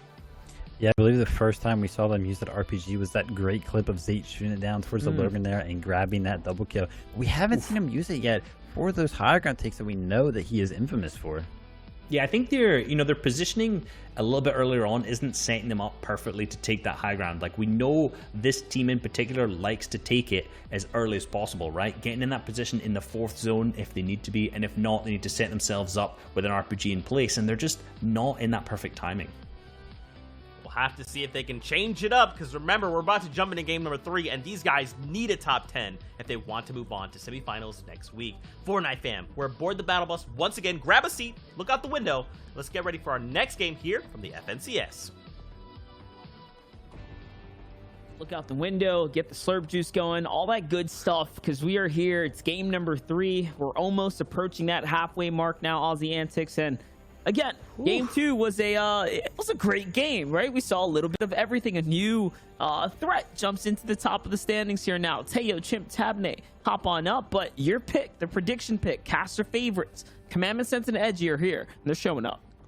Yeah, they're showing up, and honestly, Jamper, Nosh, and Paper just doing such big things. We haven't been able to see how well they can do, and honestly, I'm going to happily admit that I thought Coliseum was just an honestly terrible drop. I just thought it didn't have enough loot, didn't really have the material inventory to easily acquire to do well. They're clearly proving me very wrong, because I've never seen them have it to themselves. They now have it to themselves. In 2 games, they've got a first place and a third with 8 eliminations apiece. Things are looking exciting. You said we saw a bit of everything last game. This game may be looking a bit similar, though, as we get our 3rd North zone in a row. So these southern teams are looking like they're really getting bad luck, as Chimp getting some really good luck fishing up the big epic tactical shotgun. That's a really nice surprise when you already had a blue charge. Okay. Wait. Okay. Is that 4 shotguns in a row? Yeah. Okay, maybe not the best luck. Probably hoping for some meds at some point here.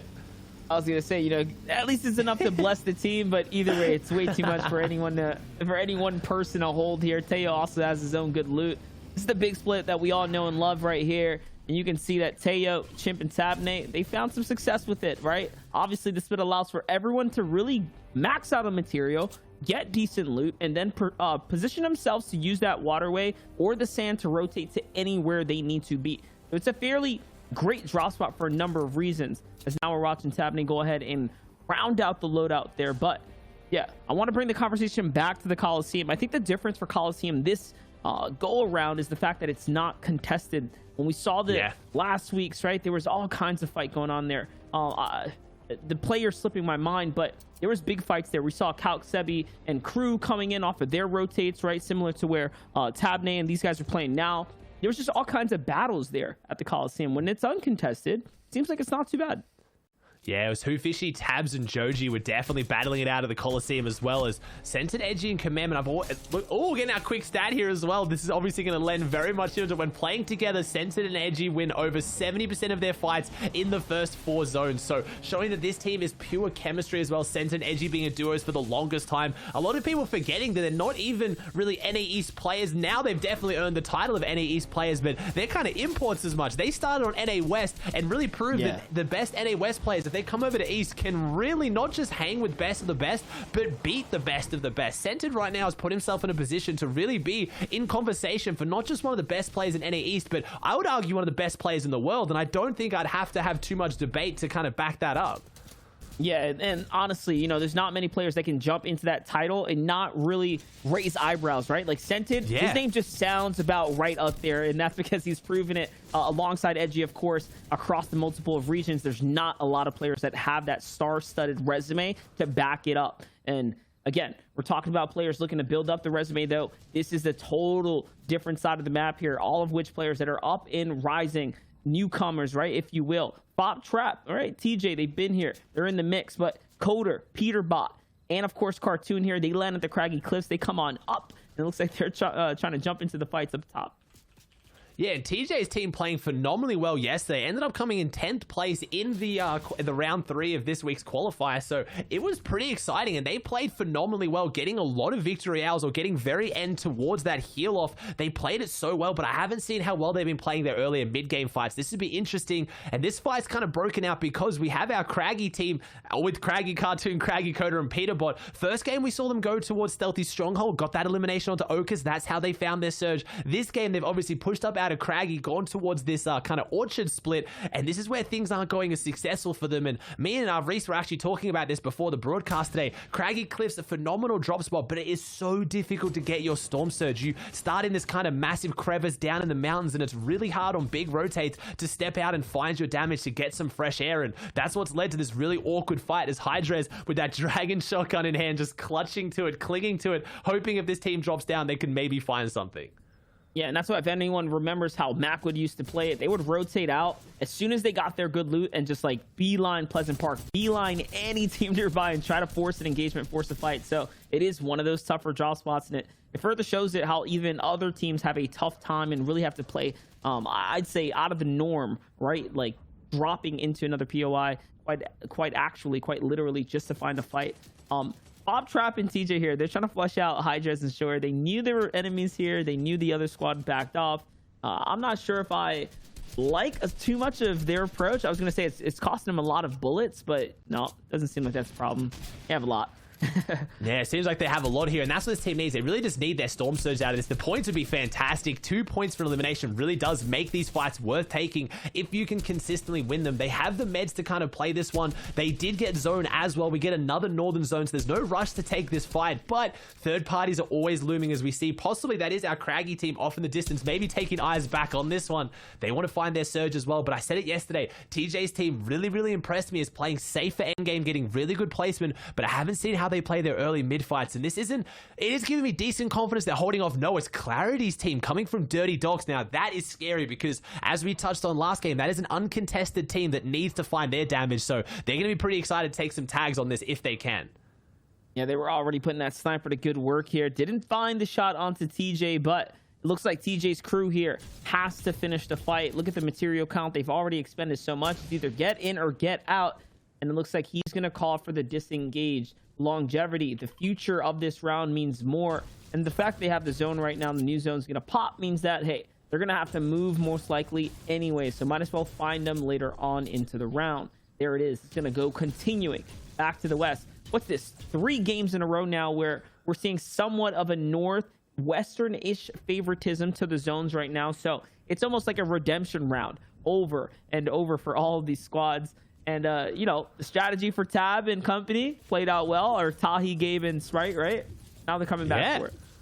This is an interesting strategy as well, building this really long kind of brick bridge, I guess, which gives them a whole bunch of area to try and find these tags. They've got the refarmable brick in here, so it makes sense, but I want to see what's going on here because there's another team pinned down in this building. It is AJ's team and Rock's in there, and never mind, they're not going to try and push in the fight. They're going to hit the vehicles, and vehicles have really changed the meta so much more than people are realizing as well. It does let you make these late rotates or kind of let you sit on edge, get your tags, and then rotate in because it's a lot easier to drive past the team rather than run past them. It just clears you through that congestion so much faster, especially when you can use them on the road. As I say that though, Zayt, Saf, and Stretch taking the opportunity to get some big tags, and they're gonna have to take that car off road. They're gonna have to go the water route to avoid, and Stretch, Zayt, and Saf using those 0-point crystals to try and close the gap. They might actually want to push onto this one if they can catch up.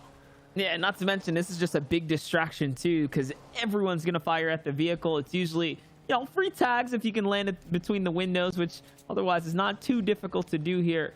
So look at that. The big wide shot down below shows the bigger picture here. The zone favoring all the way on up. And a lot of players have already migrated their way through, right? Especially if you're here early inside this Pleasant Park location. You can see another team off in the distance. Acorn, Jack, and Slacks holding his high ground at the Shambles building outside. It's a nice mountain. It's a nice building.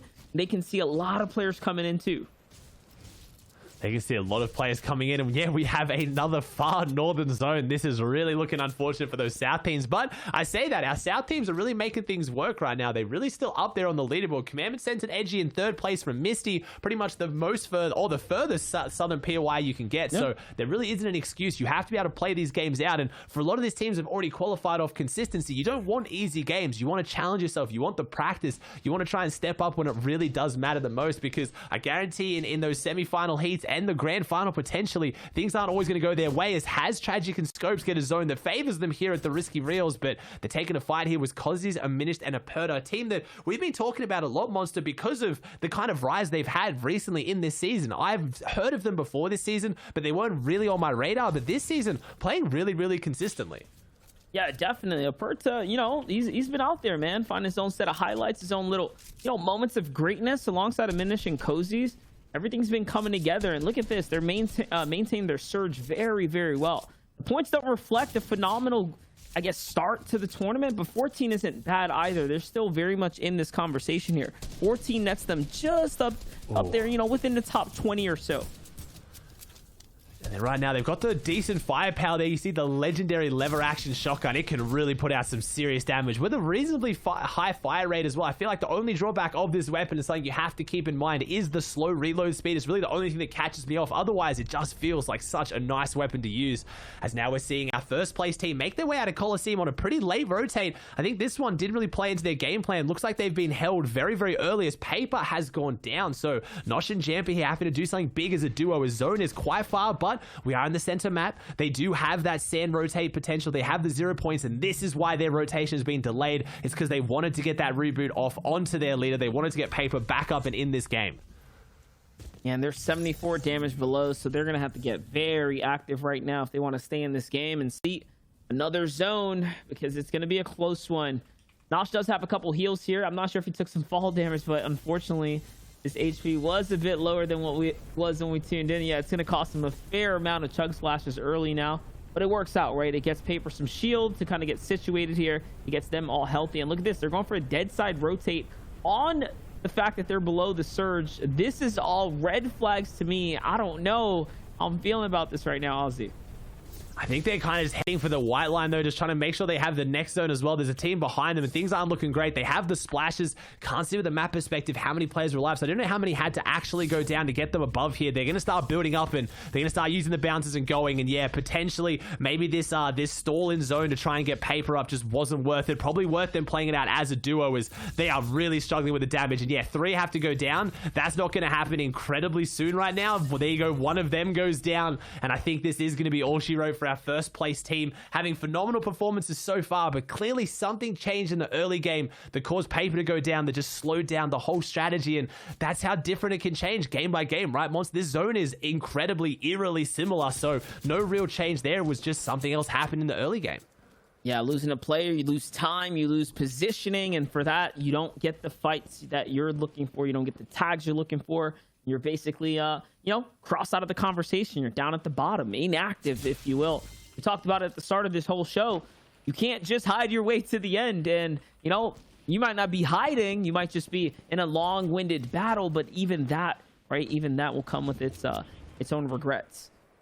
And look how fast the lobby drops out now as well, with that Storm Surge threat causing so many teams to take those fights to, maybe have to play a little way they didn't want to. We already see it dropping down now towards below 65 as well. So just unfortunate for Paper's team there in first place. Still more than enough time in the remaining 3 games here after this one to come back. But first place team down really does put the pressure on Teo, Chim, Tabney to jump up, have their moment in the spotlight in first place, or Centered Edgy Commandment could also jump up there as well. Haven't seen them in the feed, haven't seen too much of their positioning. I would again say it's a far north zone, which is difficult for them, but they easily made it work last game with their 11 elimination seconds. So again, just rinse and repeat. If they can do the same thing here, things should come together for them.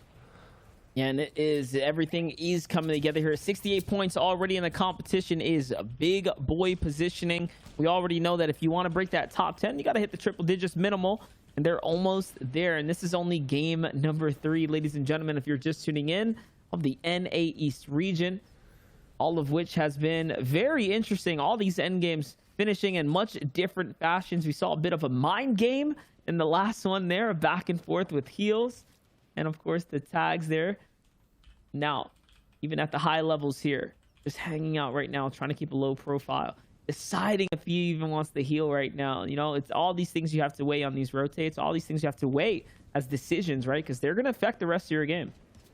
Yeah, and I saw Centered Edge Commandment up there on the hill, so they made their rotators. Blake's team going super aggressive right now onto Scoped and Has. This is ex-teammates here as well. Blake, Ronaldo, and Scoped having played together very recently, so they did end on pretty decent terms. I think everything's still friendly there, but maybe potentially not after this, as Tragix is in there trying to hold off this team as well right now. But I think it is Ronaldo's team that has the advantage, definitely as far as health goes, but this is a very aggressive fight from both teams, and I have to think they'll try and close it out. They know the Scoped is very weak. They know Has is weak. Tragix has the biggest health advantage, and I have to say, after watching Tragix the last few days with streams and playing with Scoped as well, watching through his stream, he has to be one of the most underrated fighters in NA East, in my opinion. He has some insane mechanics, some of the most exciting and entertaining comms I've ever heard as well. I've kind of coined him as the NA CRR, just full energy at all times. This guy, whether the game means $1 million or nothing, he still does bring the full energy, so I don't know how that team's going to go on the edge though.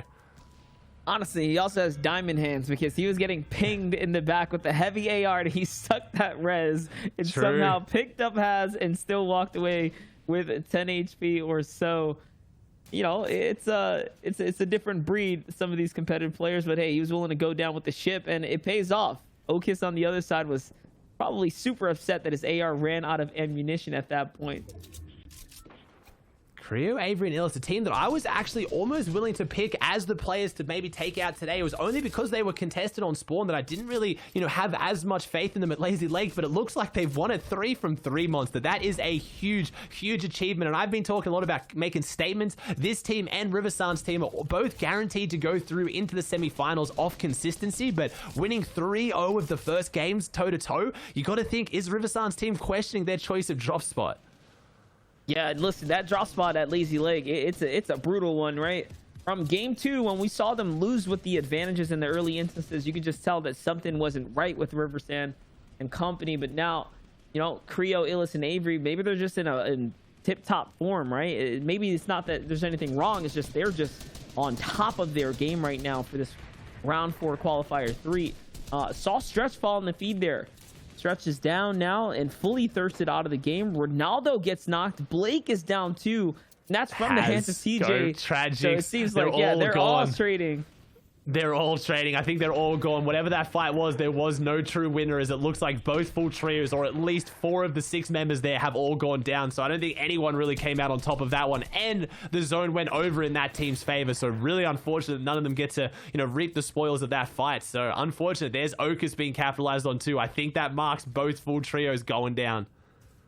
Yep, and that's what we talk about. Those fights, man, they go either which way, and the longer you take, if you don't get to that new zone, you get held out, especially if you're on the congested side, you're going to get lobby focused. They get lobby focused. They get removed from the game now here. Tahi, Gabe, and Sprite have a rotate to make, though. Long decision here. AJ, Vixer, Voyu, see them up above, ready to make a move. Here's Avery. Avery picks off Mikey in the air, so fried out the sky, and then caught, and now Clarity's on the run here. They capture him as well. Look at this. They bring him all the way back to their domain. Inside the base he goes. The full thirst too. Don't want to waste any time on this pickup here to stay above the surge, but I don't think they have to worry about that. 7 elims already coming into the mid game here, Ozzy. Jeez, and this is why bouncers really have to be one of my favorite additions to the game ever. I really think they add such a fun element to the meta. They're really fun to use. If you use them well, they are so strong, but if you use them poorly, just like that, they can be devastating. Mikey's team hitting the bounce pads, and then Avery's team setting up with the beam, and they instantly take him out before he can land. No chance to build, no chance to do anything. And again, I really do love the addition to the game. Is here we go. We see the rockets coming out for one of the first times we've seen, and it's actually not in the hands of Zayd. Zayd's team has gone down and handed that over, as we have an entirely new team getting that advantage on the high ground in half-half. We've talked about how strong that is, Monster, but can they hold it? The pressure is on, and on 9 points on the board, the pressure is very much on this team to use this positioning to try and have a big jump up on the leaderboard, because they need it, because we're pushing towards the point of now or never. Yeah, and you like you said, now or never, right? You have to use these opportunities and walk away big from here on out. There's not a lot of times you're going to get this half in, half out, this high up as well, and then have it go back in the way that you just came. So it's favoring the direction of their zone once again. So they actually pulled 2 of the zones so far right now, and they're very, very much comfortable up above. Look at this structure here. It is based up. It is backed up by multiple of layers and teams down below. So I don't think anyone's going to be able to bring them down. High ground, though, notoriously has a tough time finding eliminations. The higher you are as well, the more damage fall off from the AR, right? The harder it is to hit the small pixels, the targets in front. Yep. Yeah, it's harder to get your damage from up here. They might just need to go for the placement points as well. They don't need too many eliminations. We talked about it. 30 points for the victory royale is honestly enough. If you've got the material, if you've got the meds to hold it up there. A Centered, Edgy, and Commandment finding themselves in all sorts of trouble. I think Centered's down to, I think, a slither of health, if at all. Commandment's in here as well. Edgy doesn't have any health. Can't even stop and use his minis. Has to prioritize the builds and the tarping. Doing a really good job of that, though, so far. Edgy pushing his team in, hitting the bounce pad, and if they manage to survive this, I think Centered just went down. He did go down to Spook. Edgy and Commandment having to do something big. That is your 3rd place team now in all sorts of trouble. Your 1st place team is out. So 2nd place, Teo, Chimp, and Tab have the pressure on them now to really surge up the leaderboard. Or do we see a new face on top? Yeah, and listen, Edgy with the phenomenal builds under pressure there, no HP, couldn't afford to get tagged, and now they're starting to fight their way back into this game here. They're going to heal, they're going to get with one another. Commandment, this is where he shines best in these in-game situations. He does like to take over as the IGL. He's going to lead his way through the tarps here. Once again, we find them as a 2-man team. We saw what they did as a 3-man crew. They pop off. They definitely guarantee themselves all the way to the very end. But as a 2-man team, Commandment is still so good in these situations.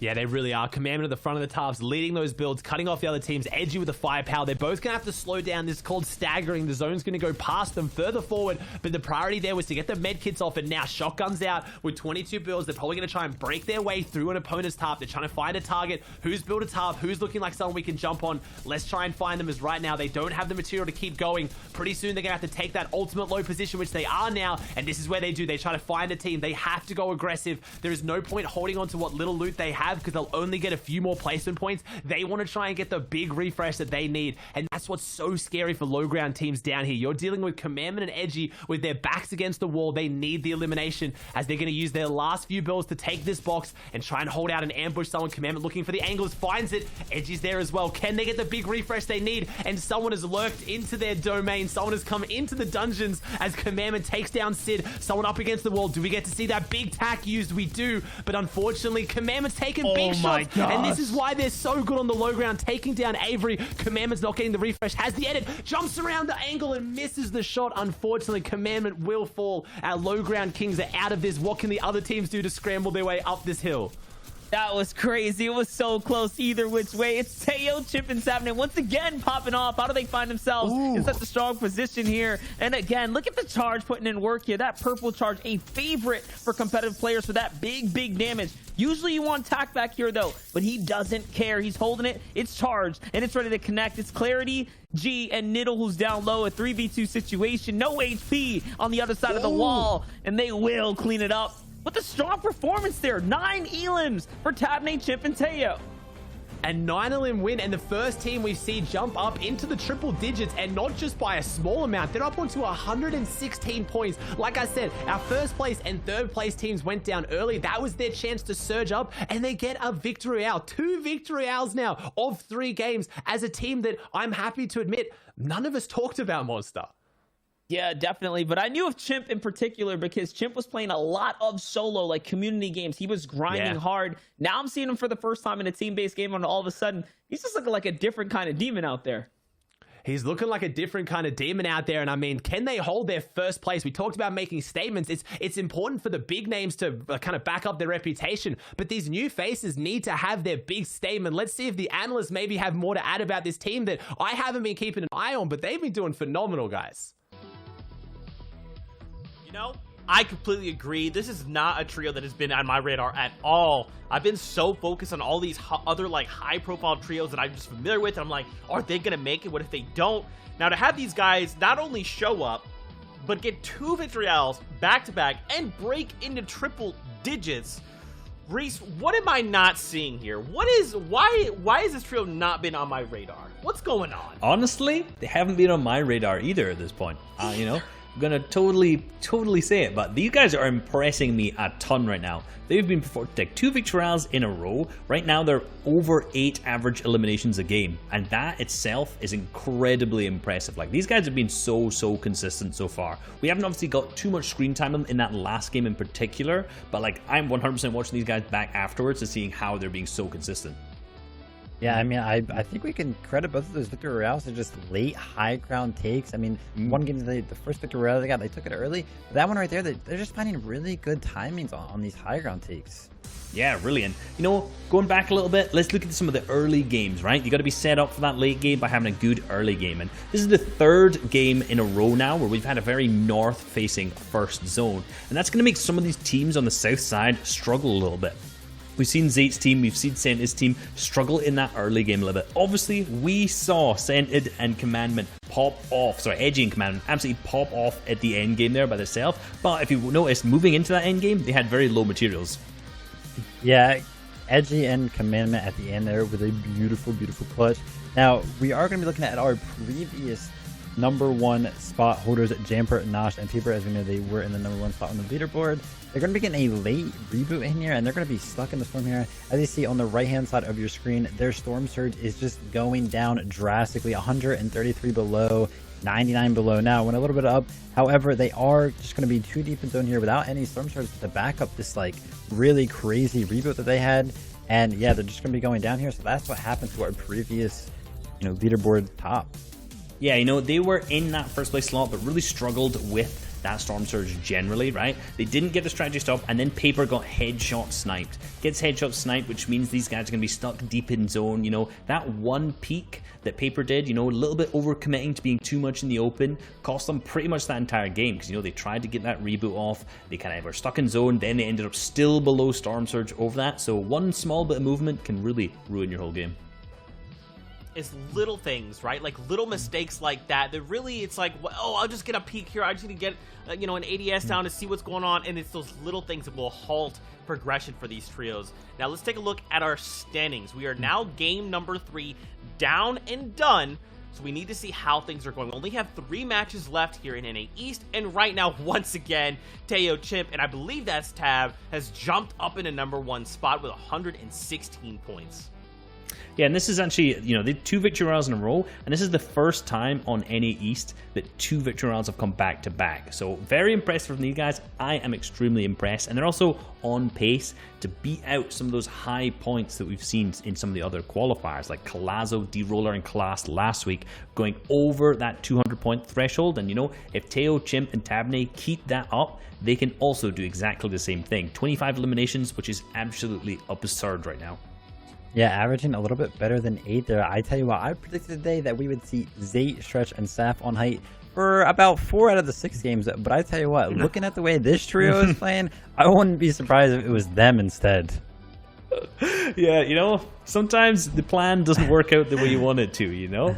And, you know, we've seen Gabe, Tahi, and Sprite, who's currently in 7th here, you know, lower eliminations than any of the other teams in this 6th or 10th place bracket. And like we've consistently said how important this is. And, you know, we watched them in game 1 take that high ground, have such good positioning, but not be able to confirm on it by getting lots of eliminations, getting those elimination points, and, you know, keeping them moving. They just ended up running out of materials, losing that high ground fight, and clearly this is something that they're going to have to kind of work on in these next 2 games.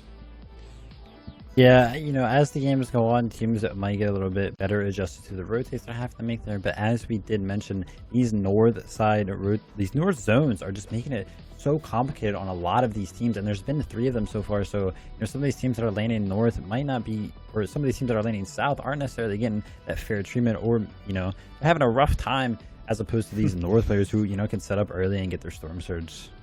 Yeah, you know, Zayt, Saf, and Stretch, one of the teams you'd mentioned already who land south side of the map, struggling a little bit with those rotates because they are, you know what, they are tough when the RNG is against you. And, you know, Okus, Blake, and Ronaldo are kind of another team who are landing in Pleasant Park, so they're on that north side of the zone, but still struggling equally. So, you know, just because there's north zones doesn't mean it's gifted to the teams who are at the north, or that any of the teams in the south can't do well at all. They have to play to the zones that they're given. I agree, and you know what? It's so cool to see this brand new trio kind of come out of nowhere, because once again, this is a trio that really has only seen a handful of FNCS heats between the 3 of them, and now they're showing up like, hey, what's going on, everybody? We're here, we'd like to play, we'd like to make it to semifinals. Now, of course, with a massive triple digits number, they're going to probably make it on through, right? They'll probably hold on to a top 10. So now my question for this tree would be, what can you guys do these next 3 games, and what can we expect going into semis where, man, the Heat kind of format's going to be a little bit different, so I want to see if they can pull that off together as a trio. But Fortnite fam, as the action heats up, we got to cool down, so we are going to step away, but don't get too far away, because when we return, we'll have the next 3 games of the FNCS here from NA East, and don't forget, after this, we're jumping over to NA West for another 6. So for now, go get water, get hydrated, come back, and we'll see you after the break.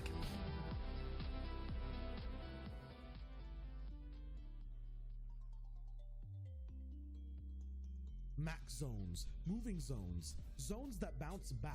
There's many types of zones we're all used to seeing, but there's one we don't get to see too often, and that's the mirror zone. A 4th to 5th zone that is close to identical to another one within the same session of play, simulating the same endgame, rotations, and giving squads a second chance to redeem themselves, or on the flip side, shatter under the pressure. The trio we're going to reflect on today is no other than DJs, Agers, and Skittles from round 4 of Qualifier 2 on NA East. They had a mirror zone in game 4 that reflected almost the exact same zone we saw in game 1, and both performances were so different even though they were playing near the same space. In game 4, the builds are healthy, everyone rocking purple tacks, double heals, and are about to have a shining endgame. Even positionally, they're slightly north of the 4th zone on the dead side, so they have the God loadout with an easy rotation. Nothing can go wrong, right? Wrong. They're missing the frame around this entire game plan, and that's Storm Surge. However, an identical issue for the team next to them that ends up pushing them, as they're low on Storm Surge, and although they hold out and win the battle, they take losses in war, as Agers goes down in the fight and they're still below Storm Surge. Skittles hits a clutch snipe to get them above, but Agers was ultimately lost in the process. 5th zone pulls, and they are below Surge once again, and used up so many materials and builds just to survive to this point. Already a teammate down and running through their reserve, sand tunneling becomes the desperate strategy to salvage the game. It doesn't work out how they were hoping to, and they both go down. This trio had the best setup to win the game, but on this side of the mirror, fell short on one piece of the puzzle. They ended up placing 19th with 0 elims, but still have a few more games to pick things up. Traveling through the seeing glass and back in time just a little bit, we can see the reflection of Game 4's mirror zone in game number 1. Close to the same materials per player and power in each and every loadout. Storm Surge, though, the frame of the plan, was actually sturdy this game, as the trio took an early game fight, picking up all the damage they needed, as well as 8 elimination points before the endgame madness even begun. In this alternate reality, or should I say in game 1 compared to game 4, they have an easy, no stress time rotating to the 5th zone, and it was so easy and early that they ended up with height. I don't think you need the foresight to see where this one's going. They used this setup game plan, full surge and hot loot to control the game, keep height, drop down the pressure, and win the game. Even after starting the day off with a win and getting a mirror zone inside an important qualifier, things might not always be as they seem. It was Storm Surge this time, but there's so many variables pro teams have to take care of each game. No matter how similar they are, this also means there's something unique to watch in every game of Fortnite. FNCS is going to be jam-packed with even cooler patterns as the season goes on. So stay tuned. We got our eye on the rear view mirror of that battle bus. Beep, beep.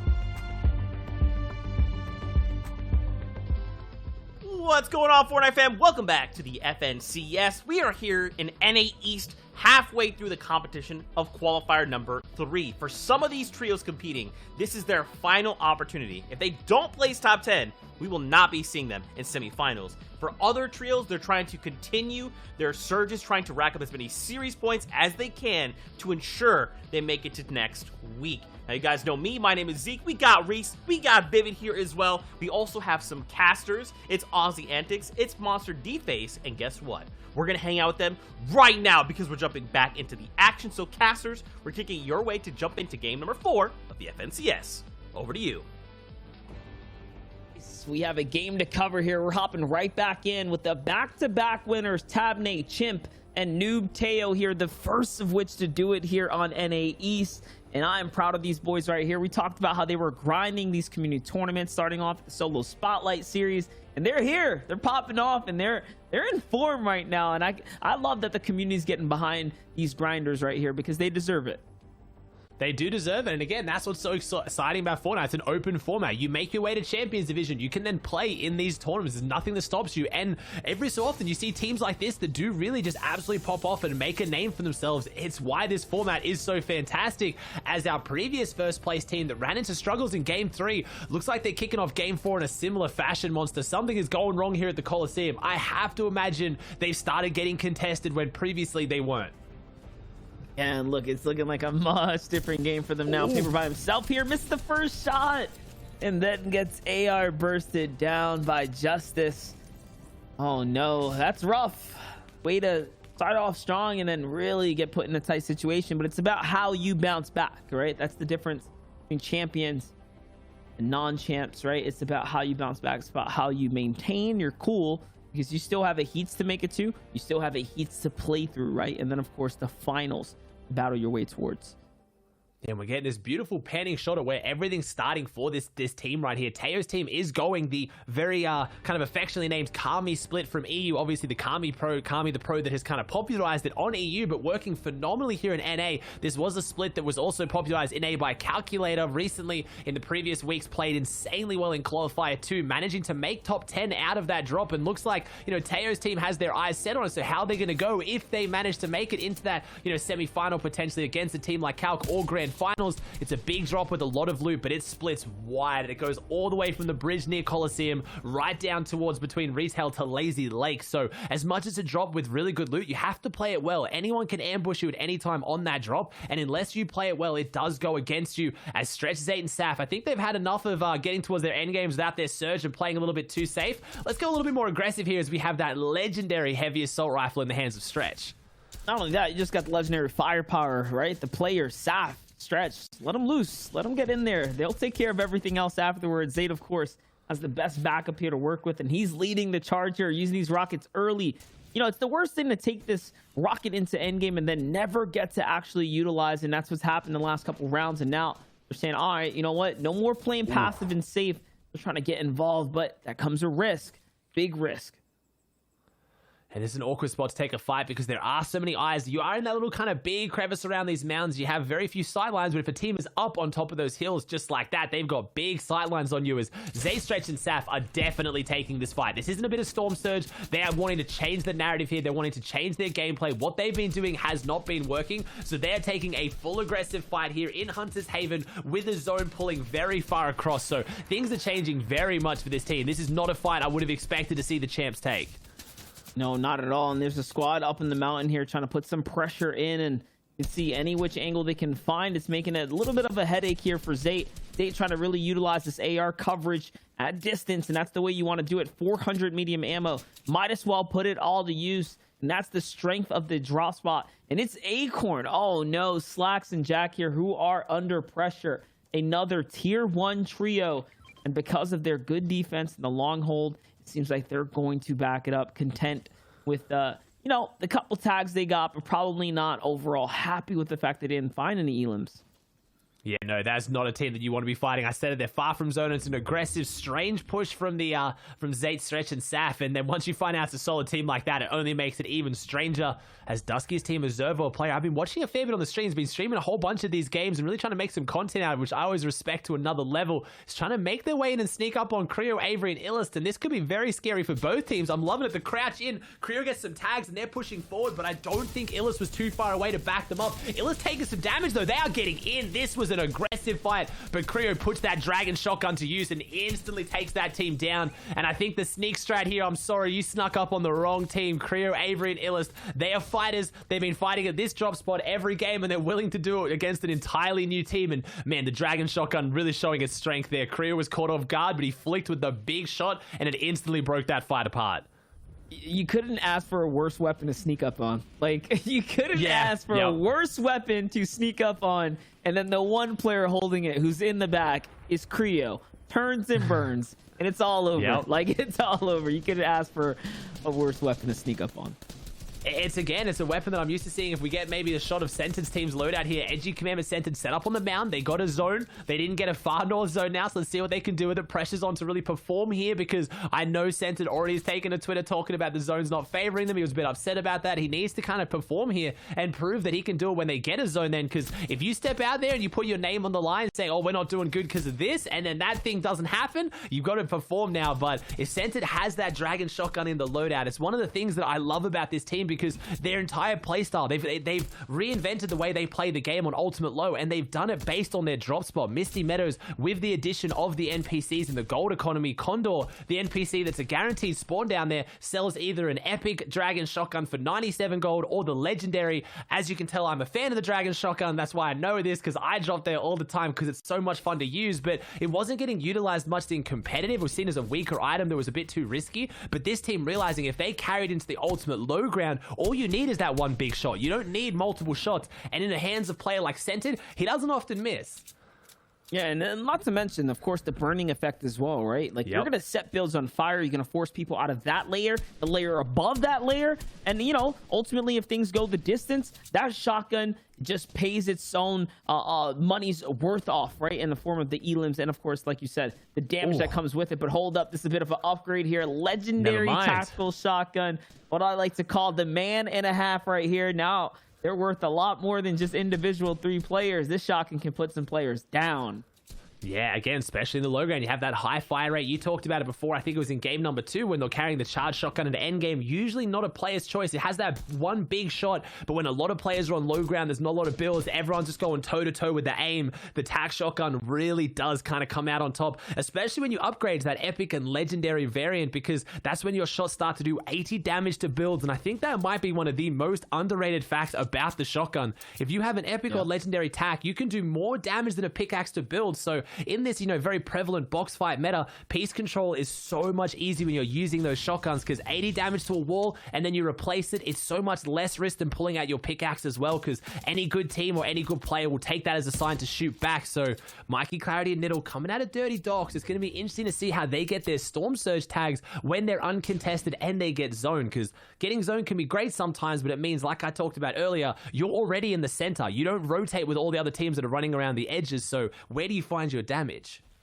Yeah, not only that, those other teams aren't moving either, like Edgy, Commandment, and Senti, who got here early. They got here so early, and they're based up. They're comfortable. They're vibing out. Other teams in the area, barely any, right? Mikey, Clarity, and Niddle here are going to have to land on top of someone. Ultimately, that can be the end of their run. They're doing so great so far. 78 points. They've managed to maintain it so far. Every zone up until now has been west. It's been north. Right? Definitely not on this eastern, definitely not in the middle at all. So, yeah, very different drop. Love that we're seeing them now, though, because, you know, this is going to be somewhat of a simulation of what heats can turn out to be like. Yeah, semifinals is heating up. We talked about it. There's only really 2 teams here today that need to get a top 10 to make it through to heats. Every other team will be making into those semifinals, which will be taking place next weekend. But the 2 teams that the pressure's on right now is Lyra, Trank, and Derail, but also Pendwish, Voil, and COD Genesis. And I already talked about why there is so much pressure on that trio, as they chose to recently reform. They split up 3 different trios, and all of them jumped around and jumbled and made their own new trios. And those other 2 counterparts have qualified. So they're the last trio to try and make their way through. So they need to do some big things at the end here, because I think on the leaderboard right now, they're not up there right now. I'm scrolling down. I'm having to make it to 19th to see where Pendush's team is. So with only 3 games to go, including this one, they need something big to happen now. Yeah, let me see. That was that 20 or so points, right? Like 24 points. Yeah, it's so rough, man, being all the way down there. When you're looking at these other players up towards the top, and we know the cutoff is usually around 80, 90 or so points, right? To break into that top 10 safely, comfortably, that you know you're making it all the way through. So 3 games getting 21, and you've got to try and get now, 60 to 70 in your last 3 games. The pressure's on them. They can do it. We've seen how far teams can jump up. Tabnade, Chimp, and Teo have just done it with back-to-back wins, absolutely skyrocketing themselves up to over 100 points. So I don't know. We'll have to see what they can do. Yeah, but those are 2 big wins. I don't know. That is something we haven't seen yet, right? But yeah, Teo, Chimp, and Tabnade have done. They've literally set history, set a record for NA East. The first on the big stage for NA East to go with actual back-to-back victories this late into the stages. So, you know, we're seeing a little bit of everything unfold right now.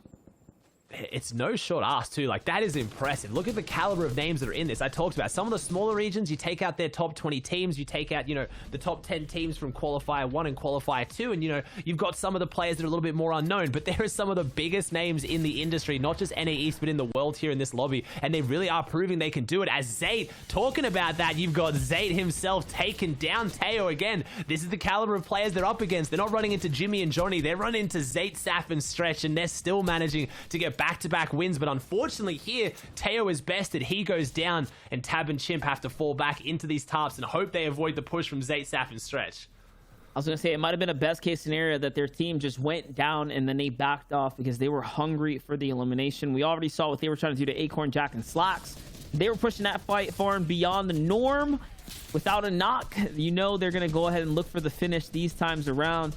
Chimp's going to get beamed right here on the rotate. And now all of a sudden they went from a very good position to a gutter of a situation. This is rough here. 2 builds for Tabney, the first place leaders. It is not looking very hot right now. It's going to come down to this one sniper shot, 1 bullet for this sniper here, loaded up and ready to fire away. No, Tabney gets put down before he can even use it. That's big though. That's COD Genesis. That's our team we're asking more from. So that's 1 elimination. That's 2 points. That's potentially more Storm Surge. And if they can now find a conversion onto Chimp as well, that'd be even more impressive. 4 points is nothing to scoff at when we said they really do need to start climbing their way up and fast. It's not just going to be consistent placements as Chimp finds a really nice little hidey hole, but I don't know how well this is going to work. It's a great spot. This is pretty much the best spot you could ask for when you are playing it as a solo. It's all fully built, not even material. I guess it's the house as well. No one can see that he's here, but I don't know. I think he might just be delaying the inevitable, but honestly, I respect it. Fighting until the very end. Yeah, that's right. He's here. He's still in this game right now. High ground teams are worried more so about their rotates than one another. Chimp now has to work his way out of here. Playing with fire, though, has to be careful. He farms a little bit of the builds there to try and get himself something to work with, and now down he comes to the low ground. 2 builds. More buildings to work with here. He pulls this rotate off and can get inside of a cone. Maybe he can buy himself a cheeky positioning to get an Elam. Who knows? And you can see here he's prioritizing trying to get some hard mats too. He has enough to build 1 hard mat structure. When we talk about hard mats, we mean brick and metal. The reason why they're called that is because not only do they have more health when they get fully durable, but they aren't see-through at all. There's no transparency to them. You can see inside a wood cone if you look closely enough. Full built metal and full built brick, you cannot. So I think he's trying to get enough builds like Monster touched on there to try to get in and maybe put down one of those fully built brick cones to sit inside, because that's the only thing that's going to hide him right now. But I can tell you from personal experience, that few seconds it takes for the builds to go full, it feels like an eternity. You just think anyone's going to unload fire on you. As Chimp has a team, it is Stretch, Saf and Zayt, and Jack, Acorn, and Slacks. That is just not 6 people you want to be around near in Chimp's position. And he is just on the very corner. I have to applaud Chimp's effort right now. He really is doing everything he can to survive here. You know what? Honestly, he's close to placement as well. Anything can happen. Yeah. You never really know. He's at 17th right now. Fighting tooth and nail to the final moments. It's gonna be a match that's full. No, a 3-man open up the harpoon, and he was caught out. Hey, claps in the chat if you can. There you have it. He does make it very far, but still will fall.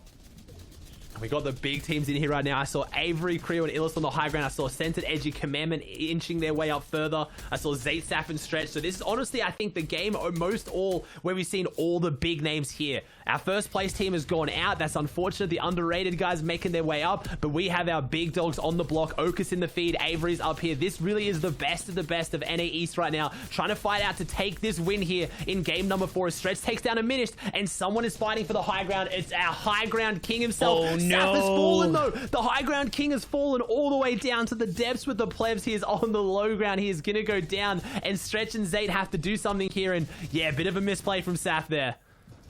And not only that, he was going toe-to-toe against Illis, and Illis saw him fall. He jumps down for the full thirst and replenish. So he's happy. He's okay with that. Here's Illis' perspective as a solo takes on the trios up above and maintains or manages to pick off one of the biggest names right there in the business. That was crazy. 3 elims for Illis. This is what we're hoping for. This is the kind of, even though you're a solo, you fight for situations. anything can happen.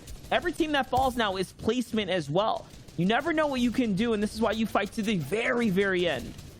Yeah, and Zayt, Saf, and Stretch, well, I should say Zayt and Stretch have that high ground. I'm just so used to saying Zayt and Saf every time. They're going to have to do it without them. The duo has been taken down as Low Crown King is in the box with someone else. Oh, no. And unfortunately, their crown has just been stolen. Low Ground King 7, which is obviously centered, makes it out of there alive, but Edgy and Commandment have fallen. My pick is not looking great here. That means first place team is down. Second place is down to a solo. Third place is also down. So this is really anyone's chance to jump up. Creo, Avery, Illist in 5th. Niddle, Mikey, Clarity in 4th right now. Need to have their big games as centered is not getting out of this one easy. Yeah, no, he's getting pressure from every which angle, and there it is. Finally, someone hops on in. It's COD Genesis. We needed them in the end game with Pandush, and they are here. They're there. They're inside the top 10. And again, what's on the line for them is that they need to have a top 10. There's no series points waiting for them. There's no free pass to the Heats, and they're going to find another one as well there. They're lighting things up. All of a sudden, Ozzy, we were asking, where were they? They were in top 20. They're fighting their way up.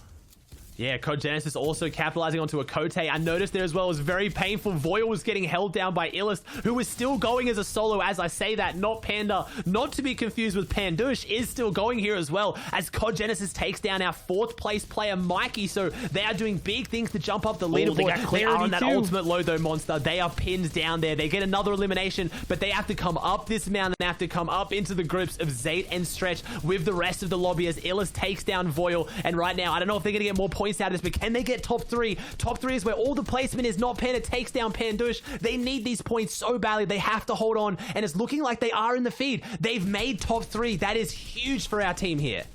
They might have just made it to actually top 4 as I'm seeing Spook, Spark, Alive, Smuggy, and Zay. So they just missed it. And top 3 is the big placement. Like, things really start to hop up here. Those points go such a long way on the low ground out. A full trio, the only full trio remaining right now, is still up, and they're going to get an exchange here. Spark goes down, and no, the Siphon's going to get traded out, but Riff is still up. It is still a possible winning situation for them.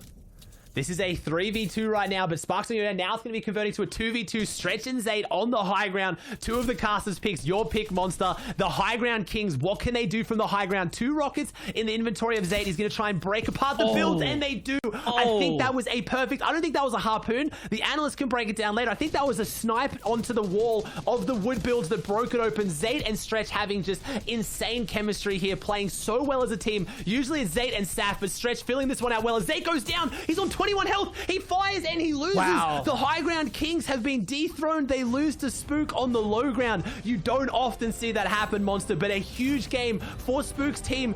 I think that's an 11 elimination win. How many random teams, I don't want to call them out here, teams that I haven't been focusing, jumping up and just having the games of their lives?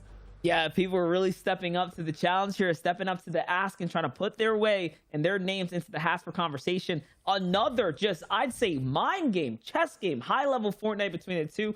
Obviously, you saw Zay putting the marker down. They knew where they wanted to rock it. I'm not going to break it down, though, Ozzy. We're going to toss it to the desk. Like, there was so much going down there. So we are going to head it over to Zeke, Reese, and Vivid to give us all the action and break it down. That was just another game in the books. Plenty more to come, though, after this. Away with the words, these two. I love them so much.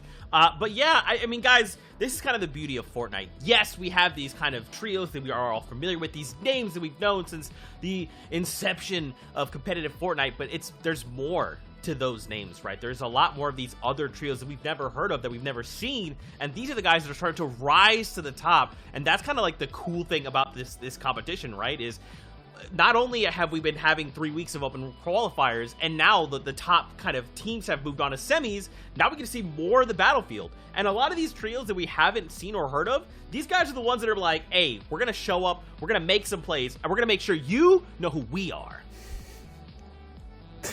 And that's exactly it, right? There's new teams popping everywhere, and that's the kind of the benefit of this kind of open format system, is that any team can pop out and do extremely well. But going back to our team who was in that lead first, we had Paper, Jamper, and Nosh. They're consistently being contested off spawn at this point. This is becoming difficult for these guys, right? Look at the HP, 1 HP on Jamper now a flat 0. This is what happens when you're low on your materials and these fights drag on for a long time, right? You can see at this point that it becomes really difficult for any team to win. low materials. The rotations are really, really tough after this, and overall ends up being a really, really tough fight for them. Yeah, as I was looking over the teams that made it to today to make my prediction, I skimmed over them and I was like, man, they've been doing so well over the past, 2 qualifiers. Wow, beautiful shot out of Clarity to interrupt my thought there. But yeah, they've been in really good positions the past 2 qualifiers. I was like, man, like they really have a good shot to do well today. And yeah, they have been doing well, but now they're getting contested on spawn, and it's just really unfortunate.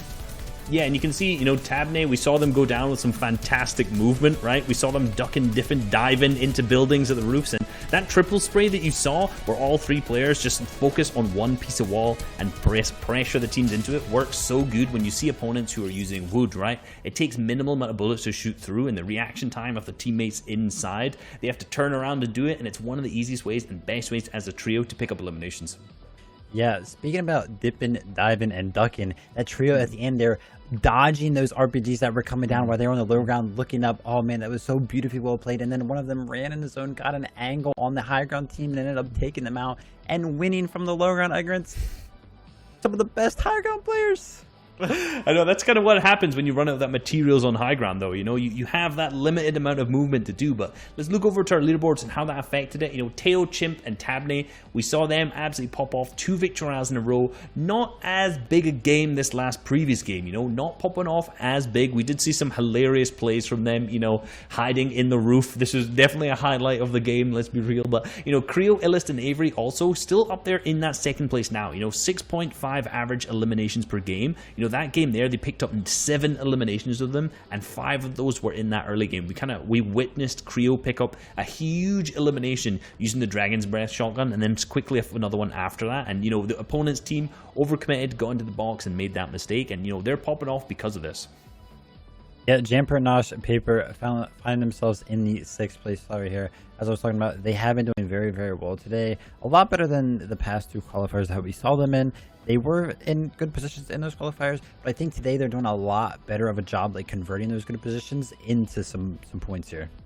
Yeah, and they had that first place, and then they had a 3rd, and then the last 2 games, they've only managed to scrape out a point. So, these next 2 games are still important for them if they want to make that top 10. But as we're looking over to the next page, we see Zayt, Saf, and Stretch, who, we've been talking a lot about, and they definitely had a really big game there. That's what they needed, a 2nd place. But unfortunately, they only managed to get 2 eliminations out of that game as well. So, not a huge kind of benefit in terms of those elims again, but they did lose Saf earlier on. Yeah, unfortunately, they ended up taking that higher ground and immediately after lost Saf as he got shot out and fell to his death, unfortunately. But they did take that high ground over the Creo, Illist, and Avery trio, which was beautifully well done. I feel like that was the first time we've seen the RPG team have a really good and solidified high tape. Even though Saf went down shortly after, they still ended up taking it very well and clean as a trio. And this is kind of I like that you kind of pose it like this, and that they had the RPG, they understand how to use it, but it's just because you have a power weapon doesn't mean you just get the victory out, right? We saw Spook in his tree on the other side. These guys had the RPG. It looked like it was just going to be over, and it wasn't the case, right? They find the angle in the storm. There are all these little micro decisions leading up to those final few seconds before the victory out that makes the difference. Now, Fortnite fam, we're jumping into game number 5. So what we're going to do is jump back aboard the battle bus, buckle up, and sit with the casters as they talk us through all the action here from the FNCS. Boys, back over to you. On the battle bus, I hope they have socks on because there's no time to catch cold feet now. We're past the halfway mark. We're only into the final games here, and this is it. New names are popping off. That is what is most surprising to me. Big times now to pop up and really make a name for yourself as players are preparing and qualing their way to the heats. Yeah, the pressure's really on. Some of these teams playing incredibly consistently, not just here, but in the weeks leading into this. So pressure on more teams. We asked it. COD Genesis, Voil, and Pendush, what can they do to step up? We said they need to do more, and that's what they've started doing now. They're in 14th place. They jumped up a little bit. They've now pretty much doubled their points from the first 3 games in a single game. That's what we need to see from this team on stand. I want to see if they can keep up the pressure, if they can keep pushing, as things are changing a bit. I'm now seeing 2 teams of Craggy. I know it was Jamp who started getting contested at Coliseum. I think they've now won that one, so things are breaking down all across the board, but some of these teams, even more so than others, need to find that consistency, and like you said, can't get cold feet now. Yeah, you can't. You got to really step up and continue to put on the points here. Here's Spark, Spook, and Rip. I was wondering where it was that they were dropping down, and it's the retail row. We actually caught a little taste of their fight before. Remember, that third party coming in just inside the rotate outside of Caddy's corner. It was Adrian's team who was at the weather station that came in and gave these guys a little bit of a problem in one of the previous rounds when they lost one of their players. Now, though, all of a sudden, one game, and they're just right back into this entire battle like they never left. An 11 elimination victory royale. That's a big, big ask of any team. I think maybe also our Lazy Lake fight is possibly potentially going in the way of Riversan. I think they did capitalize on all three there, and I think Riversan himself actually got all three eliminations potentially, which would be massive as we go into game 5, which would still only make that 4-1. Riversan only being able to win this one single game, I believe, but still, it shows that he's not leaving. And again, I talk about making statements. You needed to get that 6-0 to really have that big statement. As we get a quick stat here on Jampa's team out of Coliseum, Jampa's trio has more points, 84 in 4 games than in their previous 12 games combined. So things really did kind of click today, and I think we talked about it, Monster. It's the difference between being contested and uncontested. We've had that statistic run on previous shows too in these games where it is pretty much the #1 and the main factor affecting win rate of teams. If you're contested, your win rate goes down tremendously, and they were uncontested first 3 games today here and popped off because of it. Yeah, and let's just not forget Paper's history, right? Like, Paper was a favorite in the last, I'd say, competitive season, but Steamy Stacks did not work in his favor. He was just having a hard time there. Also, equally contested. Switching things up now, though. Comes over to the Coliseum, and all of a sudden things are working. Wrong. Oh, yeah, This Avery's wasn't by a clean himself. sweep. Avery's by himself, so it wasn't. Riversan's team did not win this one. We're down to 1v1, and it's Avery versus Riversan here. Riversan is weak, having to push this fight, needs to stop this reboot, has 0 builds, has the full green loadout right now, getting enough material for 2 builds to maybe ramp up and do something here. This is going to be a hard one for Riversan. I'm not going to lie. Everything against him. Nice stair flip, and unfortunately, Avery might have his match there. Avery up on top, trying to do something big, has the health advantage, has the positioning advantage, and the material gap. Right now, if he were to lose this, it would be a massive upset. I called it early. Never mind. Avery's team making the statement, Monster. 5-0 at Lazy Lakes right now. They are really making Riversan's team want to question, are they going to go here in the semifinals and potentially grand finals? It's not just 5-0, though. It's like 5-0 in different situations, different variabilities, and they're winning every which path this thing goes down. So, more and more we're seeing a diminished hope and return from Riversan's drop spot here. It's going to take a lot for them to really pop off and bring it back. Now, if this goes to the distance, if this goes to the finals, we're seeing an early take of, who you should hedge your bets on, who you should be looking out to come out on ahead. But, it is what it is. We've seen stranger things happen here in these final instances. As this is one we haven't seen very often. We talked about the struggle of Coder, Cartoon, and Peterbot in particular was the drop spot, right? It was, how do they find tags? How do they find their Storm Surge and get out of here alive? This time it was brought to them. Yeah, it looks like the Storm Surge has come to them, but maybe in the way they didn't want it either. Tranks team up here on the high ground. This was the team that was getting in that fight up towards that kind of orchard, I don't want to call it weather station, the radio station, I guess you could call it, up on the hill there. It has that big satellite antenna on the roof. So the old henchman house was the scene for the last battle of this team. Looks like Craggy, they're taking the fight to them now. They're not waiting until they rotate up, but based on that map preview at the start, I actually think Derail and Tranks team landed here on them at Craggy, wanting to take the fight to them. But we know Peterbot, Craggy, Coda, and Craggy Cartoon, the name suggests it, they know how to fight Craggy. They're comfortable down here, and Coda does have that almost 1.5 man, you said, a monster. Maybe this is a 1.25 man, has that epic tactical shotgun, which in these early game engagements is so dangerous. Yeah, no, this shotgun can count as a man and a half for sure. Any of the power shotgun classes really just gives you the edge. It gives you such a massive edge in the battles, especially, like you mentioned, in particular, this shotgun right here. The tactical shotgun at this variant, at these higher variants, just does so much more than damage. And it gives you an edge in PvP because you can bust through the bills. It does more damage than the pickaxe, and it fires faster, and it's less risk. So just so much weighs in the favor of a team that can carry this, especially if you can equip out your full squad with it. Yeah, it's amazing, and that's why the gold inventory has become so important. I don't see that we have fish sticks here at Craggy as well, so it doesn't look like it was an upgraded tactical shotgun. Just lucky enough to find it, and that's how, you know, Battle Royale is how Fortnite goes sometimes. Sometimes you get the luck of the draw, but it's not always enough, as this team is playing it really smart. But yeah, you compare that gray lever action shotgun to a purple tactical, and you don't think Derail has the advantage of the loadout, but then had the game sense, just knew this drop, knew the team would kind of funnel out this way, gets big shots right now, and then not even making it about the shotguns, just holding these angles, breaking in, controlling the pieces. And what a beautiful positioning for the ambush there from Derail. This is going to be an interesting fight, but I don't know if any of them are winning it, because Storm is pulling south for the first time, and this fight has taken too long. Yeah, you know, I'm honestly impressed at the fact that they're still here. You know, it's time to go, guys. You know, you don't want to be sitting here. We see no heals on either which side. Already, they've expended too much in this battle. These are two squads that are most likely heavily depending on their series points. I know Cartoon, Peterbot, and Coder, they've made several grand finals, or not grand finals, but I should say qualifier finals, right? Round 4 appearances, if you will. So they've been here. They've made their appearances multiple times, so their series points have been racking up. Now here's the fight. Peterbot takes the exchange against Derail, wins the exchange against Derail, and now it's a 3v2. So the lead is in their hands.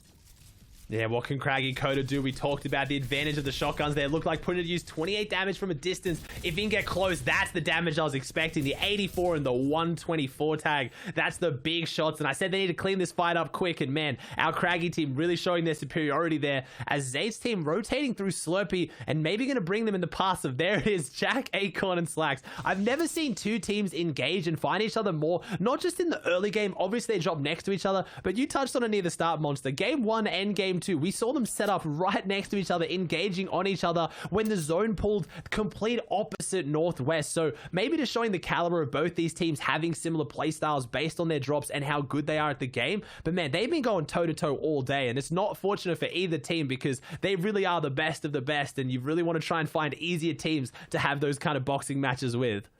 Yeah, and the crazy part, we've seen Acorn, Jack, and Slacks be vocal about these type of engagements in different settings, in different tournaments where there was more riding on the line. They were, you know, basically getting contested by some big names in the past. So, unfortunately, you know, Stretch, Saf, and Zay, they got their number on him. They want these battles. They want to see what can they really do against this tier 1 team. And I just push the limits, right? Push the limits of the skill behind Acorn, Jack, and Slacks. Are you up there with the elite?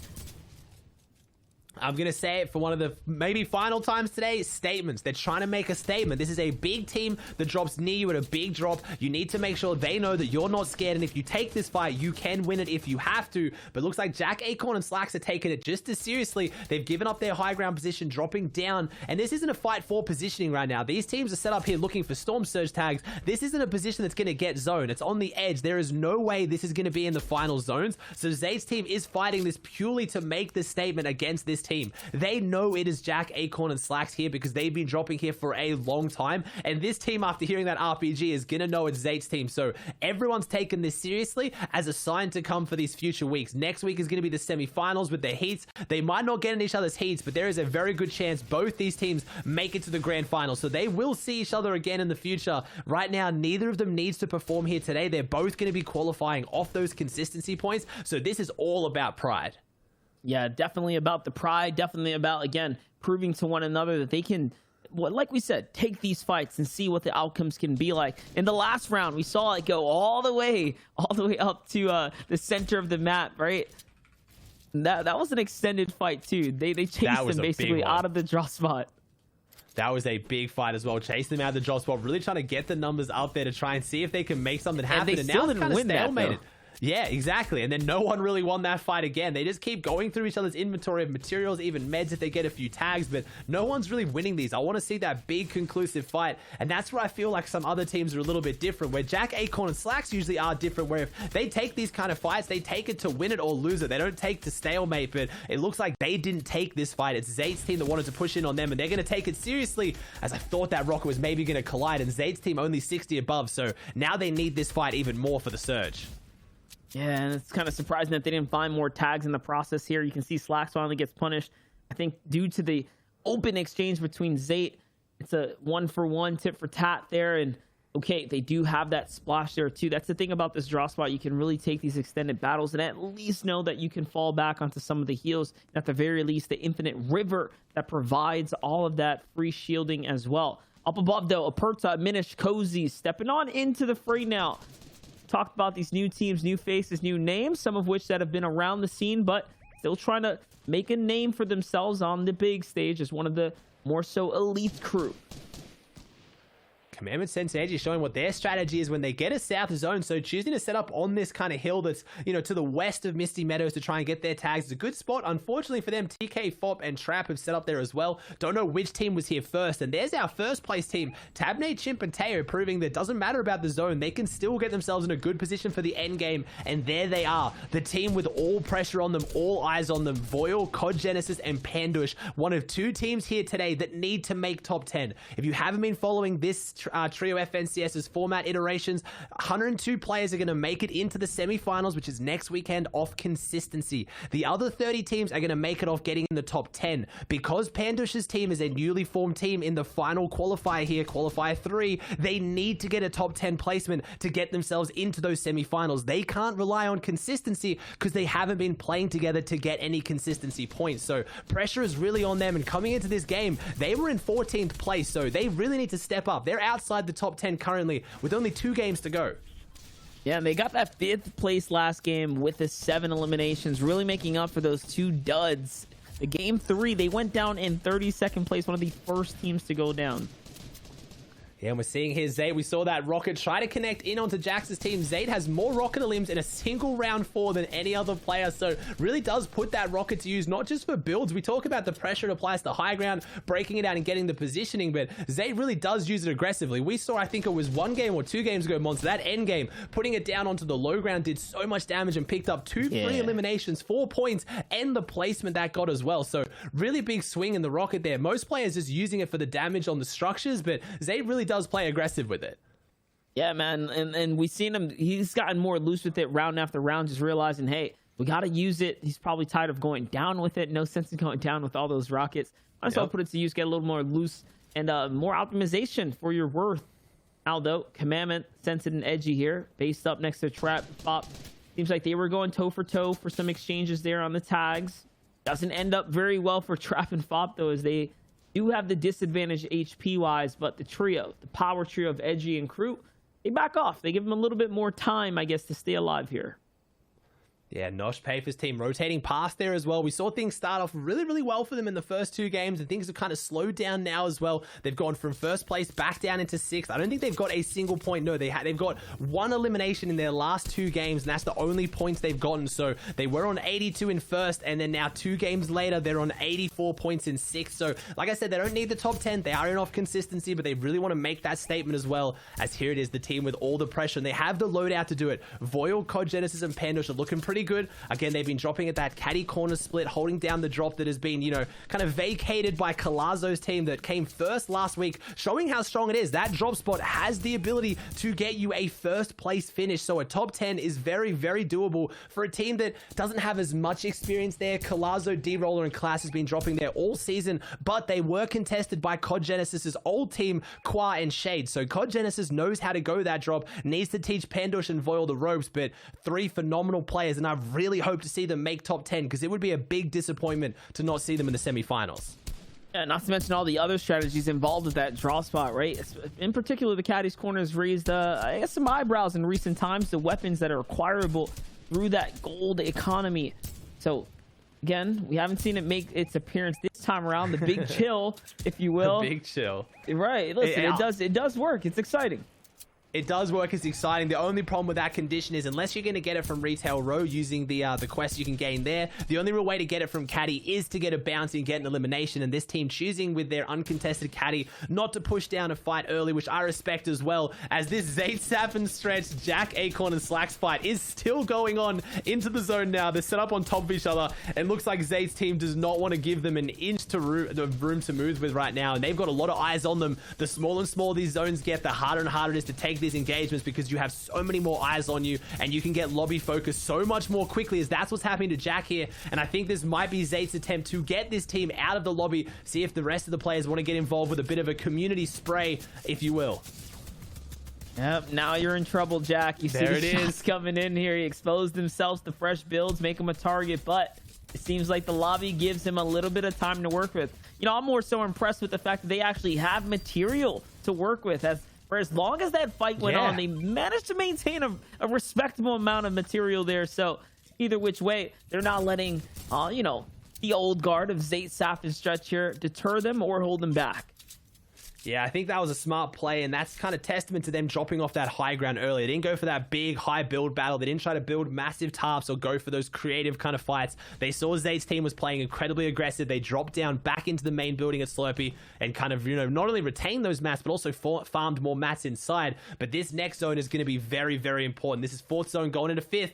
Talked about it many times here today. This is your half zone, the one that goes half out into the storm, half into the existing zone, and that's why all these teams are clustered on the edge. You'll notice not a single team has gone center. If you're a new budding competitive player or a veteran as well, that's usually the play style you want to follow. You want to stay on the edge of these zones. There's no point going center when that means that you are guaranteed to not get zoned. 4th zone is the one you want to stay on the edge, and if Acorn's team can get it, they're looking, I don't want to say good, but better. If they don't get it though, things are looking terrible for this team with this much pressure being applied to them. As Acorn is fighting back though, he's done being pushed around, he's done being bullied. Jack and Acorn are going in. We talked about how this team more than any other in NA has full trio wipes early in the game. I would say this is later in the game now, but Jack and Acorn was sick of being pushed up against the wall. They shoved back and they shoved hard. Zayt, Saf, and Stretch's team has fallen here.